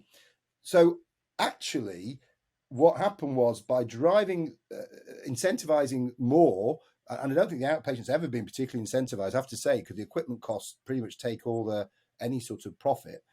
But I think now I do take the point that now there's probably a natural equilibrium where things are balancing. And not only that, what's been really important is that inpatient hysteroscopy has benefited, well, I say inpatient operating room, from the pioneering approach of the outpatient setting, because the same technologies that were developed to allow us to do things atraumatically in the outpatient now are removing and consigning to the history books the blind procedure, because your clinicians should be using these technologies when you're anaesthetizing them. Whereas in the past, believe me, they weren't, because the simple thing was, oh, Helgi's here, she won't feel anything. I can do whatever traumatic procedure I want, in simple terms. So I do feel that I don't want a narrative driven out there in social media that this is, we're incentivizing the outpatient and it's much better than it always has been in the operating theatre. It really hasn't. Whereas now there has been a rebalancing, and I think both settings and all types of hysteroscopy have gained as a result. But I don't think it was ever the idea was to drive it to prevent, women's choice of pain control. That was never the objective. Yeah, good point, and I take that point, and I can see how hospitals might use the tariffs in various ways, but it's absolutely important to be using the best technology. Although it should probably be capital funding for that, but the NHS has always been terrible at capital funding from certainly all the time that I've been a clinical director, etc. So yeah. Okay, so let's move along to the next bunch of questions. So I had hysteroscopy with biopsy end of last year. I don't think that any leaflet could have prepared me for the pain and trauma of that investigation and test. I was given gas and air. I can't imagine I could have done the test without. A colleague requested the test under general anaesthetic. I wasn't told in the consultation about the gas and air option. I was told that if I didn't tolerate local anaesthetic, that I would have to have a GA at a later date. My question is, why aren't all the pain options discussed at consultation? So this is exactly what we've been talking about. Next question. Hi, Dr. Busby. I have a question about a female pain relief for gynae-related procedures. I note St. Mary's now offers Equinox for smears and hysteroscopy if the woman displays little tolerance. Why are all women not offered it? I have a very high pain threshold, but due to many unpleasant colposcopies, biopsies, endometriosis excision, and laparoscopy, I find myself panicking, and it could really help to make it more pleasant. If this was a man's penis we were talking about, I feel they'd be offered morphine on a drip to make it a day case. It feels women pain is much less regarded. So similar stories. I don't know if there's anything else to add to that. I'm not sure. Although I do know that prostate biopsies are done in an outpatient setting as well. That's true. Yeah. That's I agree, Helgi. That's why I think we should, as a society, we should vote for the people, the parties that we feel are going to, potentially prioritise or run our NHS, our health services better. And we should stick together. I don't think being divisive, and I can reassure. Going political now, Justin. I know. Well, I just don't think it's.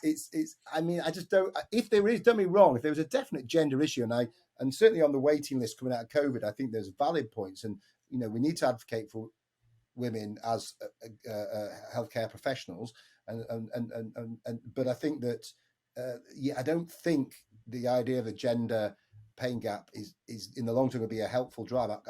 I'm not sure how valid it is. I'd be horrified if there was. If you were female and you turned up for a colonoscopy, you were offering them something completely different, Helgi, than what the gastroenterologist, I should say, was.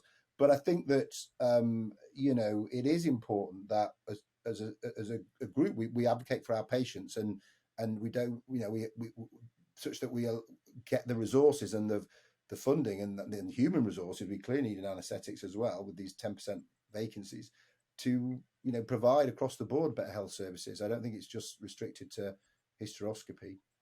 Yeah, and I think this is something where we can actually be quite, we're both in positions where we write policies and things like that, and it's very much something that's come out of the EDI work from the last few years, and as a member of an EDI group, I feel quite strongly about it, and it's not about just reacting when something is there, but it's also about making sure when you write policies and when we're commissioning services and when you're thinking at an NHS England level, that you think about, okay, is this discriminatory? Yes or no? How can we make it non-discriminatory? Who are we discriminating against at this point? And so that it's not just lip service, but it actually forms part of the policymaking procedure. And it's not something that we can just make people do. I think that's something that changes with culture. And the culture is definitely changing. And I think it's changing for the better.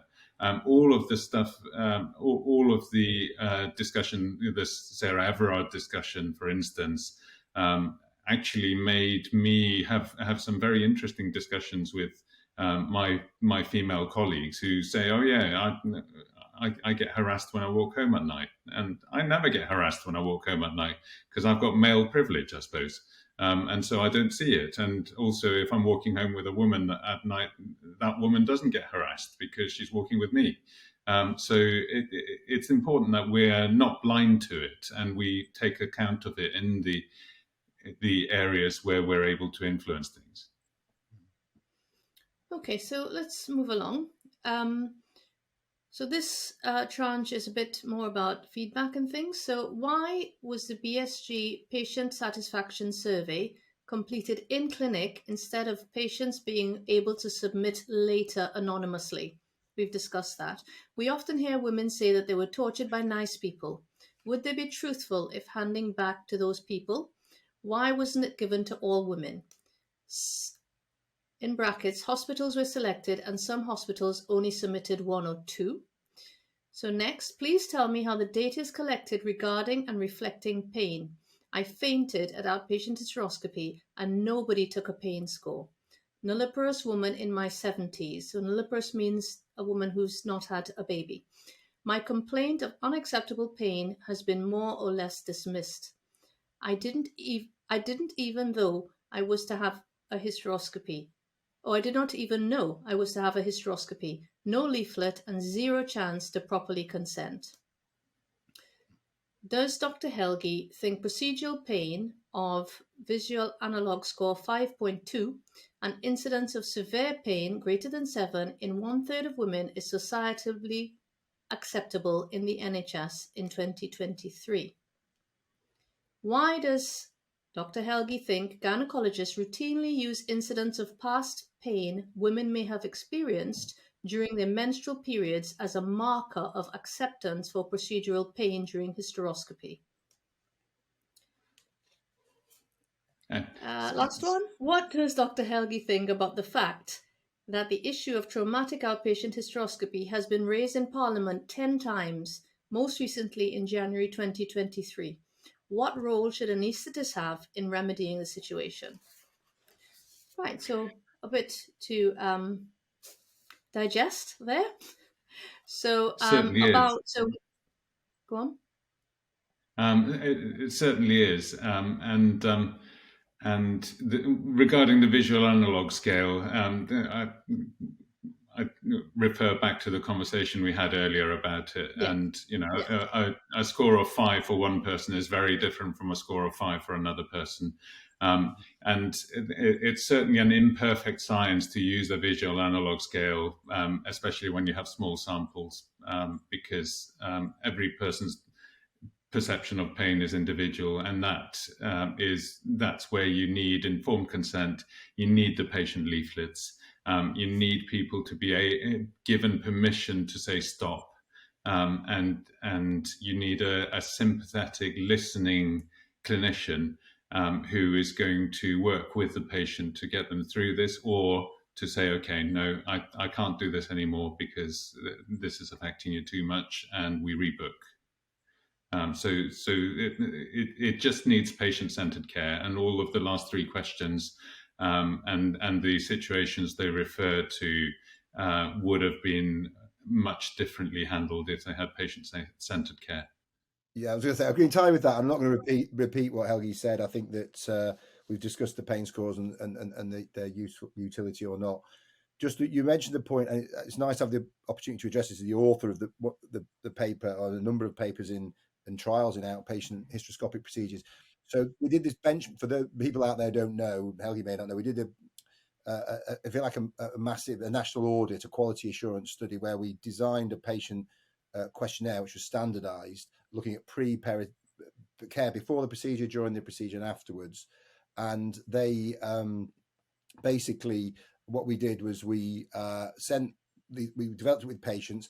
The questionnaire went out for 6 weeks or 2 months. It was at the end, just before the pandemic, end of 2019, and we got an amazing response. We got 5,500 procedures anonymously completed by patients from 77 hospitals. We analysed it, and we got a number of information around pre, peri, and post-operative care, but one of which was that the mean pain score was around 5.2 for a diagnostic procedure with biopsy. It was 5.2 for removing a polyp as well, out of 10. Now, we talked about the potential issues around pain scores, but it gave us some huge, the biggest series ever of information around the quality of care. And thankfully, many women scored the quality of their care extremely highly. But the one thing that's been levelled, not just here, but I've seen it on social media, Gail, about that study, was they're quite right. Some of those, when you do studies, if you do a single centre study, it's not necessarily generalisable. You can't, for example, say, well, every footballer is Cristiano Ronaldo. I watch West Bromwich Albion. They're not. I've never seen Cristiano Ronaldo on the football team in West Brom. But if you've got 77 hospitals, then that increases what we call generalisability, which allows the findings, any overall scores and the range of scores to be more accurate, more valid. And so, whilst I appreciate there has been some potential selection biases, that some centres who do a lot more hysteroscopies only entered a few, I think that was mainly because there was no funding for this. We were asking them to remember to give it to their patients. Some clinicians like you, Gail, may have done, others may not have done. So I don't think there was a systematic reason for clinicians not to ask their patients to do it, warts and all. And we got 5,500 responses in 6 weeks, don't forget. So that's a big range. But just one thing to level that slightly academic thing is to say, yes, but I've also conducted the randomized control trials in hysteroscopic procedures, one with a sample size of 1,600, one with a sample size of 500, and whereby we had less centres and we found the pain scores were a little bit lower. And so that is again, another criticism you get of studies in randomized, what we call proper scientific studies, is you get good follow-up, consecutive patients. But what people say is, oh, yeah, but you're an expert, Justin, your center's better, so you can't generalize this to the outside world because, you know, every hospital won't be performing. So that's the criticism of more scientific studies with good follow-up. Now, all I would say to people out there is that the fact that pain scores were a little bit lower in those randomized studies with the experts, if you like, and they were like, let's say 4.5 out of 10 of that order rather than 5.2, you know, it's still in the same ballpark. And also we have demonstrated that in the real life situation, it is a bit higher than the research studies I've conducted would suggest. So that must be a good thing as well. I would hope people understand that this is an honest account, albeit imperfect. But I do think that people should understand simply the size of that study and the narrow range around the pain scores and the other thing. It is a valid study, and I don't think it really can be shot down for being a really poorly conducted study. But certainly the randomized studies I've done obviously are scientifically more rigorous, albeit, as we discussed, possibly less generalizable because it's not gone out to the wider populace, you know. Anyway, sorry to go on about that, but it's just been out there for a while on the social media. And I just have to put it across that, you know, that's important to know. That's why I wanted to do this, to address all these issues that have been raised for a long time on social media. And I think people haven't had explanations and they haven't had answers. So thank you. So we'll push on. So, hi Gail, I've just seen the consultant regarding the procedure. I was not offered a general anaesthetic, but there was a tick box in the form for a general anaesthetic. I've heard there's real pain, although I was told they would stop if it's painful. Why is this acceptable? Many people are suffering during and after the procedure. Why is this okay? Why are consultants doing a procedure which hurts without pain relief? So we've discussed that. I mean, every patient should be offered choice, and we have to separate procedural issues with practice or patient care issues. Definitely. Anyone wants to add anything? Is that pretty much cover that? I think so. Yeah. Yeah. Okay. So, I should just quickly add, Gail, so in case I was going to say one thing if we don't get around to it. GIRF, that's getting it right first time, the NHS England thing. I've been involved with my BSG hat on. We had to produce a number of consent documents for a number of common gynae procedures, not just hysteroscopy, but outpatient hysteroscopy and operative hysteroscopy are included. And so they're just going through peer review, etc.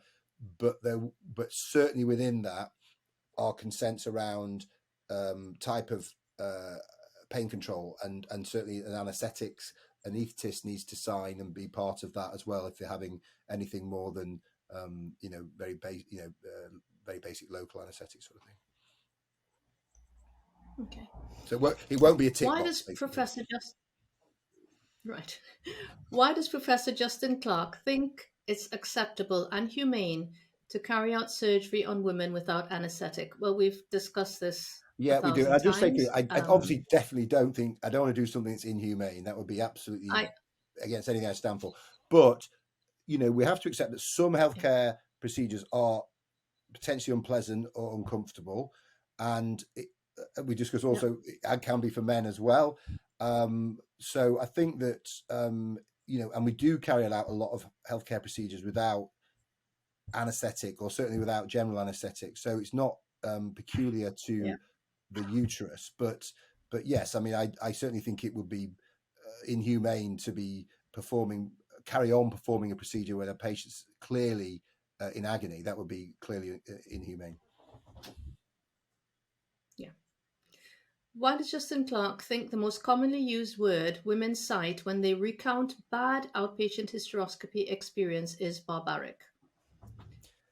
I think these are valid lived experiences, but it's obviously a selected group. And so, subset. I don't hear barbaric said. I mean, I'd be horrified if all my patients were going out and saying, I've just had a barbaric procedure. Yeah. So, but in the group of women that they may be getting feedback from, gosh, if they found it barbaric, they clearly did. That's horrific.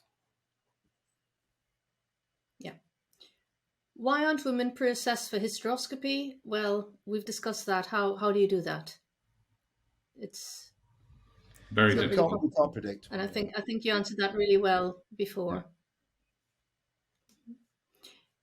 Why aren't basic observations done, blood pressure, heart rate, etc., routinely used during outpatient hysteroscopy? Is this safe? Should it be up to the woman to verbally withdraw consent during hysteroscopy when due to pain, shock, or vasovagal when the woman cannot communicate? So this has come out a bit where women have said, yes, they were told that the procedure will stop, but actually they feel they were not in a position where they were able to vocalize that they wanted to stop because they were incapacitated with pain. I think this is where the sensitive clinician comes in as well, and the observant clinician, where you look at your patient and you're aware of what your patient is experiencing. And if they look like they're in shock, then continuing is not the right thing. Yeah. And I think the other thing, we have patient advocates, we have nurses, HCAs who are the guidelines, the Green Top guidelines we produced about best practice in the outpatient hysteroscopy. There should be a patient advocate there. And it's so important as teams working together that the feedback's there. Even the clinician should be aware, I agree, but even if they're not. And also it's important within units, so I'm the clinical lead for ours, that if there are concerns within the team about the conduct of certain hysteroscopic techniques or procedures by individual clinicians, whatever it may be, that's fed back so that then action can be taken. It may be equipment, it may be number of patients seen, it may be retraining.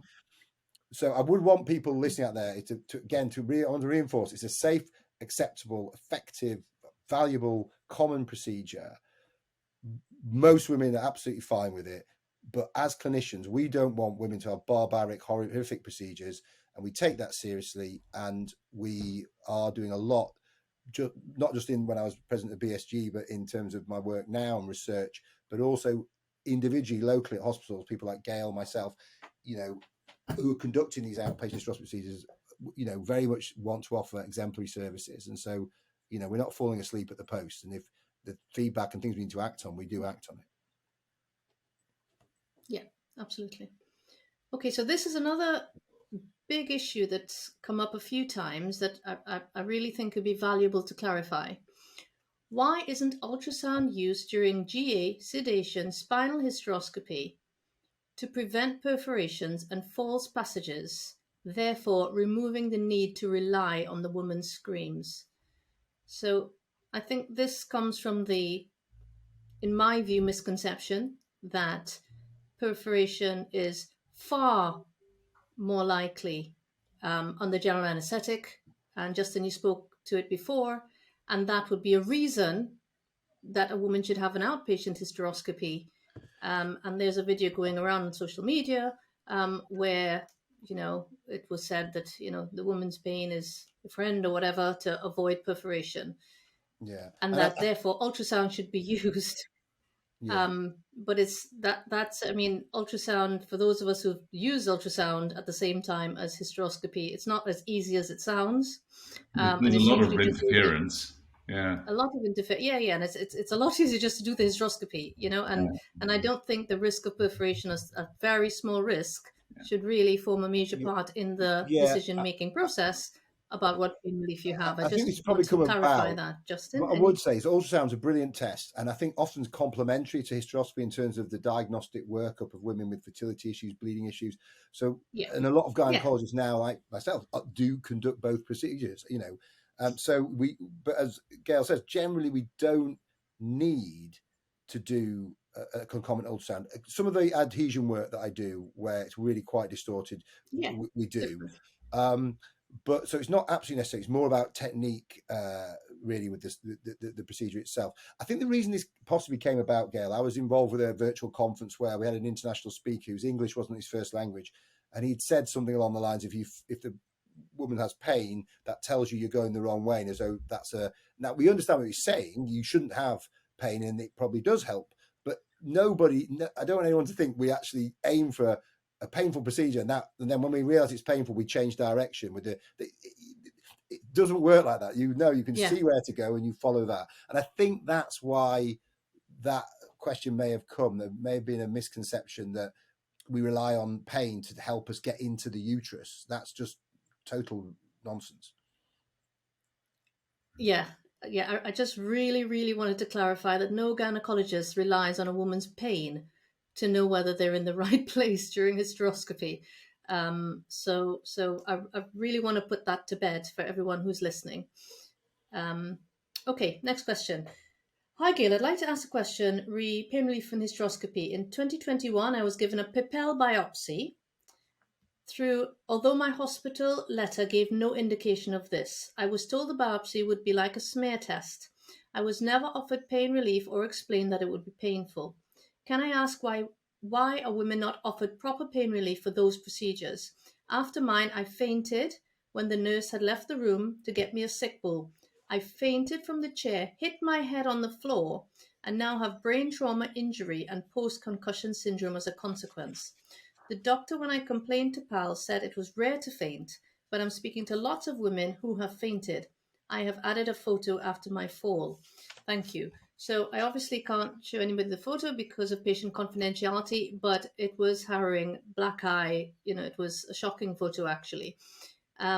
So that brings 2 points. One, the risk of fainting, which absolutely is a risk. And the question of pain relief for Pipelle biopsy. So Pipelle biopsies, Justin, do you want to clarify what that is? Yeah, so Pipelle biopsy is a little straw-like device. You pass a speculum like when you conduct smear tests to stretch up the vagina, which sometimes can be uncomfortable for some women. You visualize the cervix and you push this device blindly through. It's a very small device and take a biopsy. Nowadays, there aren't many indications to do that procedure without at least conducting a hysteroscopy at first or at the same time. And it's well recognized that hysteroscopy is less painful than a Pipelle because you're doing it under vision rather than blindly. So it's far less traumatic.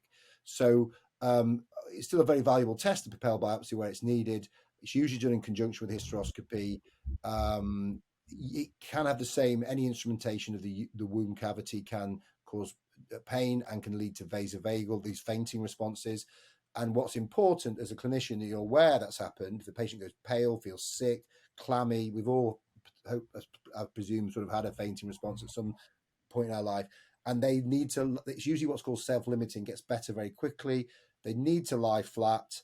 And then what they mustn't do is get up from the couch. And if they have, they can lie down again or put their head between their legs until the episode passes. So it sounds as though this woman got off the couch, the team weren't being vigilant enough, and she went down. I mean, funnily enough, and I don't mean this to be a trite thing, but the only time that's happened in my unit was a husband of one of the patients that was there, and he keeled over because he had a faint. So you need to be vigilant of that and be mindful. If a patient looks pale or wobbly, you sit them down. But I would reassure women, even though the feeling faint and giddy is not that uncommon, it's self-limiting. It's usually quickly overcome, and it's usually sort of, I don't know if you'd say, Gail, immediately either during or just after the procedure. So it's just good care. That they let you down. I don't know the circumstances of that, but I would be terribly disappointed if, I'm not saying it couldn't happen in my unit, but if it did, I'd be very disappointed and concerned it had. And an apology would be very much due. Yeah. And fainting is very frightening at the time, and especially for the people looking on, because the person who fainted looks awful. I usually experience it on the labour ward when I'm putting in an epidural and the partner faints. And I've now started giving a safety briefing beforehand. Okay. So a few about again patient experience. Is Justin Clark aware of the longer-term trauma impacts of severe gynecological pain? Feelings of violation, PTSD, lack of trust in medical professionals, impact on sexual function and healthy relationships? If so, what plans are there by the BSGE or RCOG to research this to fully understand the risks and impact of outpatient hysteroscopy, especially given context of recommending that circa 90% of hysteroscopies are done in outpatient settings? Is JC aware that the sudden onset of a severe procedural pain, which women are not expecting, as they've been told they may just feel some period-like cramping, means they may be confused, in shock, and unable to ask for the procedure to be stopped? Is he aware that many women in these situations are made to feel like anomalies, and which prevents them from speaking out about their dreadful experiences? If he is, has he considered the impact on the pain data collected via standard recommended surveys? What would JC say to a woman whose life has been severely impacted by a barbaric outpatient hysteroscopy experience? There are thousands, of such women in the UK, more every day. Yeah. So look, I Any just say response? we've covered a lot of this. I think nobody wants a We woman to have a have. barbaric procedure. Again, the context is We have. most women don't have such a procedure because it's such a common procedure. There may be many hundreds, possibly thousands of women reporting this, over a length of time. But if we're doing, I don't know, 60, 80,000 of these a year, it's most women won't have that experience. That's not to underplay the women that do. That's absolutely horrific. As regard post-traumatic stress disorder, I'm just a bit reluctant. I think we've got to be careful, certainly as non-psychiatrists or mental health workers, to use labels like depression, schizophrenia, PTSD, because it has a very specific meaning. And I think anything that causes triggering, flashback, distressing events, and all the things your questioner implied, I'm terribly sorry that's happened. So of course I would feel that that's a dreadful thing to have happened. But I think, I suppose, again, not to underplay it, but I don't practice obstetrics now. I don't know if you do, Gail, but we trained as obstetrician and gynecologists. No. Many women sadly, do have, on labour ward, you would see sort of major hemorrhage or problems that not just for the woman but for the partner was deeply distressing, and probably they think about many aspects at the time of their lives.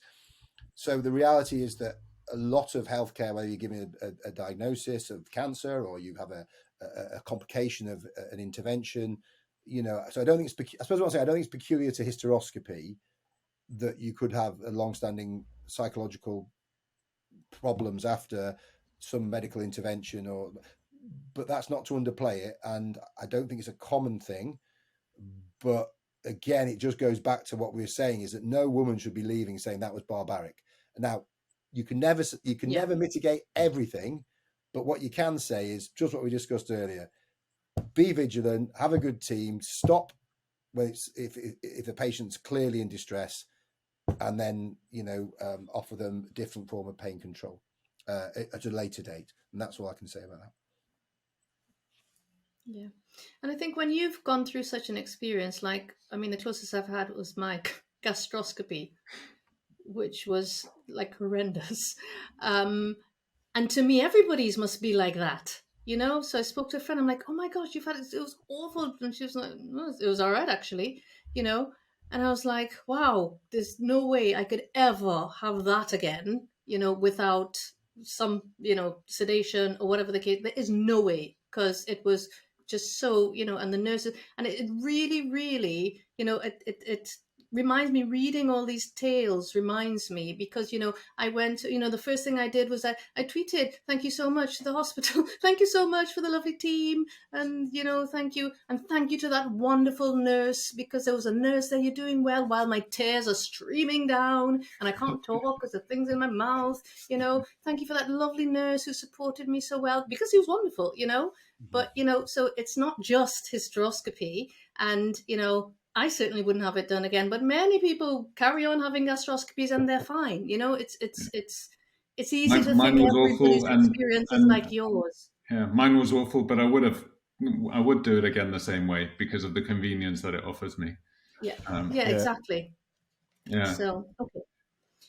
So we're nearly there, guys.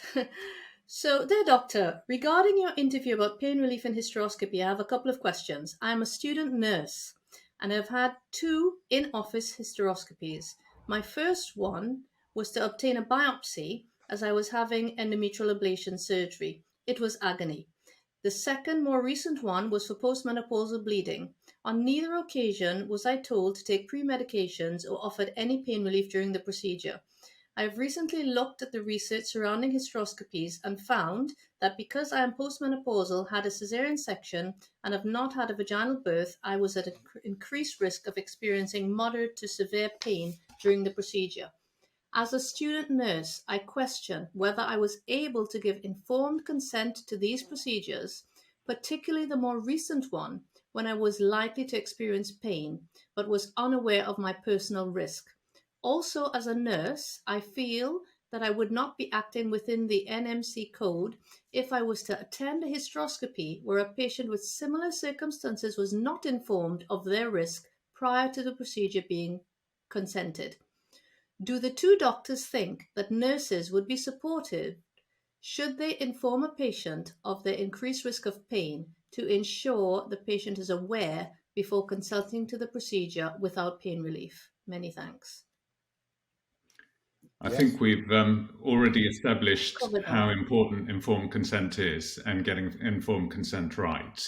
And that informed consent includes pain, etc., and actually includes probably giving an idea of the variability in people's experiences, so that some people experience little, some people experience more.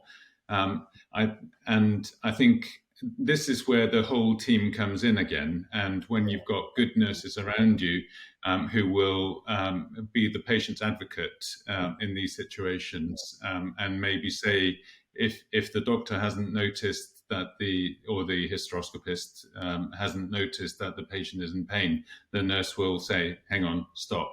And so that teamwork is just absolutely vital to excellent care in the NHS and in this specific instance. I totally agree with you, Helgi. I think that it can be in any sort of team. There can be in theatres, me and you working together or something like that. You know, if the team works well, as a surgeon, you're only as good as the team that you're there. It's not just your equipment, it's the team. Yeah. And so I'd say to that student nurse that example, I think as your NMC code would suggest that you must advocate for patients. So you should feel empowered to say something. To me, that example shows that the clinician involved had not informed, counseled the patient well enough or offered informed consent. You should then, even if you didn't feel as a student nurse able at the time, afterwards you should be speaking to the relevant nurse, if you don't happy speaking to the clinician about that. And people, the clinical leads or people like me, then would address that and say, right, you know, so you have a voice. And the teams, when you look at the questions, the units that do best, it's not just because they've got one fantastic hysteroscopist, it's because they've got everything else right. And that's all the other staff. And I always think the good benchmark of a good team as well is if you get your vacancies fill, you don't have a high turnover of staff, people want to come and work there. And that means that you feel valued and important. And so I think you're well within your rights then to say, well, that wasn't good enough, and say something. Or if you don't feel able as a student nurse, escalate that, because I would want nurses like you in my clinic. Agreed, absolutely. Okay, should outpatient hysteroscopy be used at all when it is clear that so many gynecologists/hysteroscopists are not skilled enough or equipped enough to carry it out? Does asking hysteroscopists to monitor or improve their patient outcomes against benchmarking make women their guinea pigs? Is 1 in 3 women experiencing severe pain acceptable?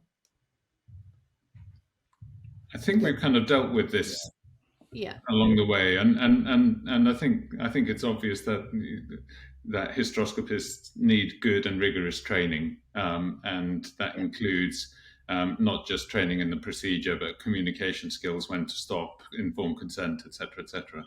And I think outpatient hysteroscopy definitely has a place in healthcare. Yeah. But also the point is that a painful outpatient hysteroscopy isn't necessarily because the person doing it is not skilled or trained adequately. Absolutely. Yeah. Okay. But having said that, Gail, it is really important that we train people properly. And absolutely. So absolutely. We have, that I take the sentiment of the question, but yes, what you said, Gail's right. It doesn't necessarily mean that it was done poorly, but the more But we must experienced you train. are, Yeah. yeah, Absolutely. I think you get better. Okay.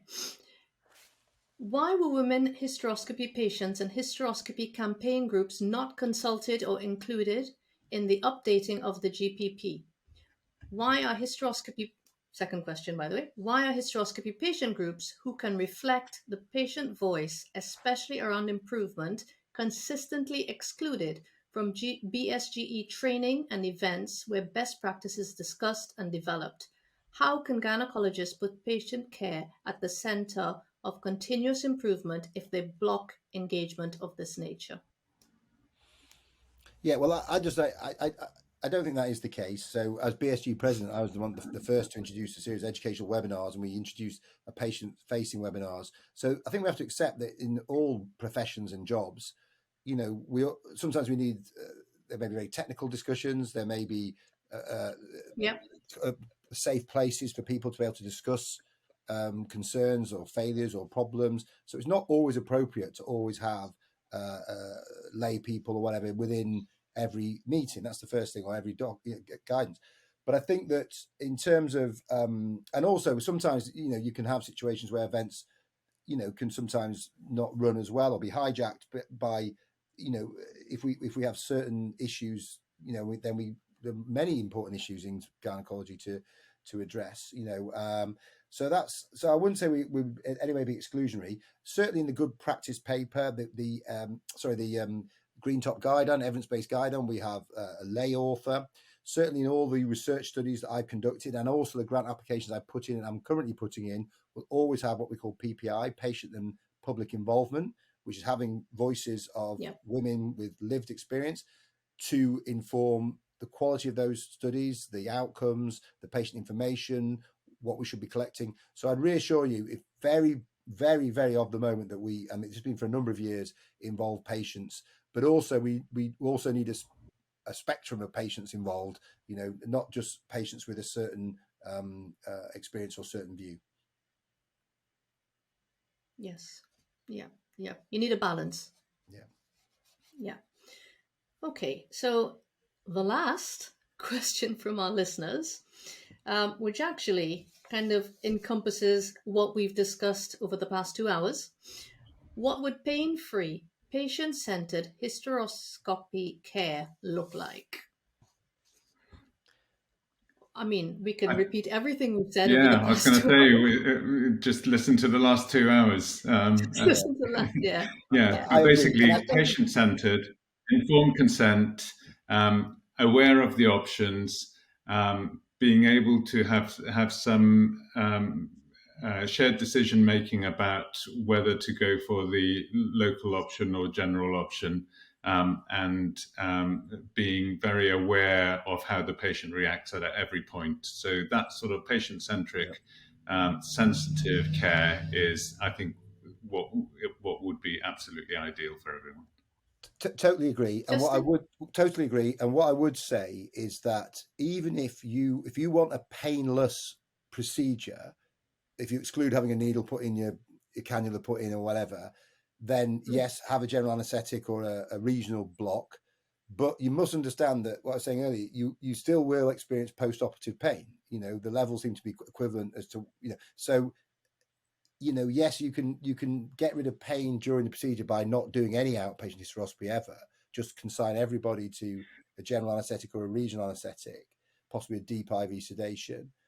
But you will still have some post-operative pain, which can be managed. But, so there's no such thing, I think, as necessarily a pain. I mean, some women are very lucky and have very little pain, but as we discussed, pain experiences vary. But I don't think there's any such thing as if you're having any sort of invasive procedure, I think patients just need to be informed, because, if I was going for, a prostate biopsy or a sigmoidoscopy, I wouldn't be going there thinking this is going to be the best day of my life. But I would want to be adequately counselled and informed and offered choice, just so as all patient women undergoing hysteroscopy should.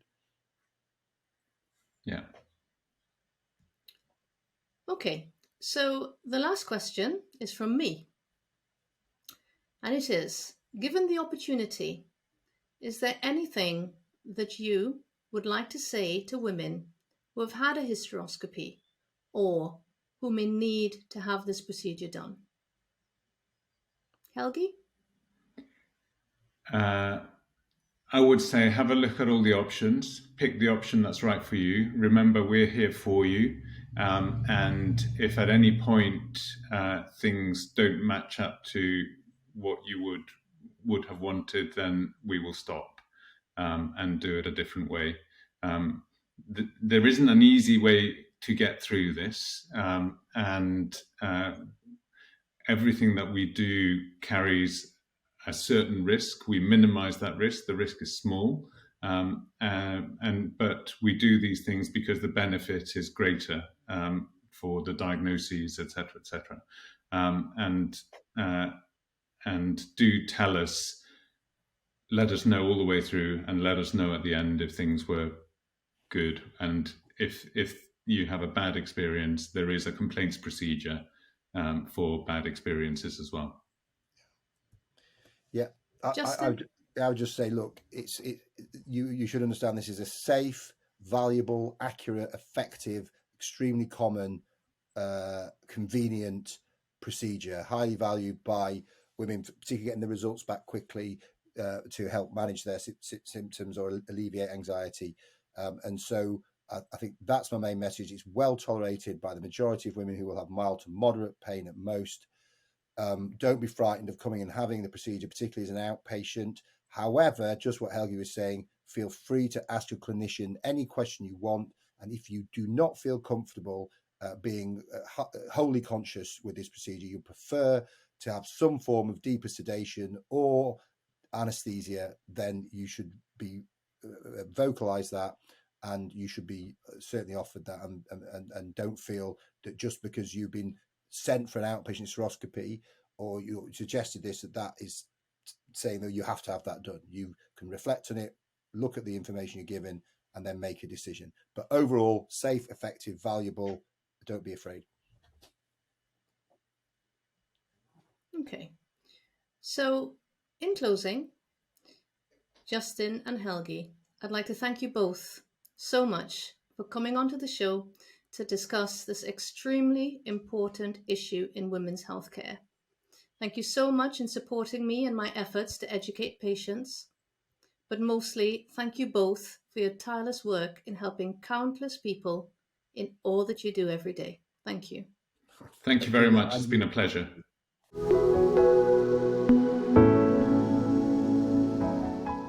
Thank you for listening.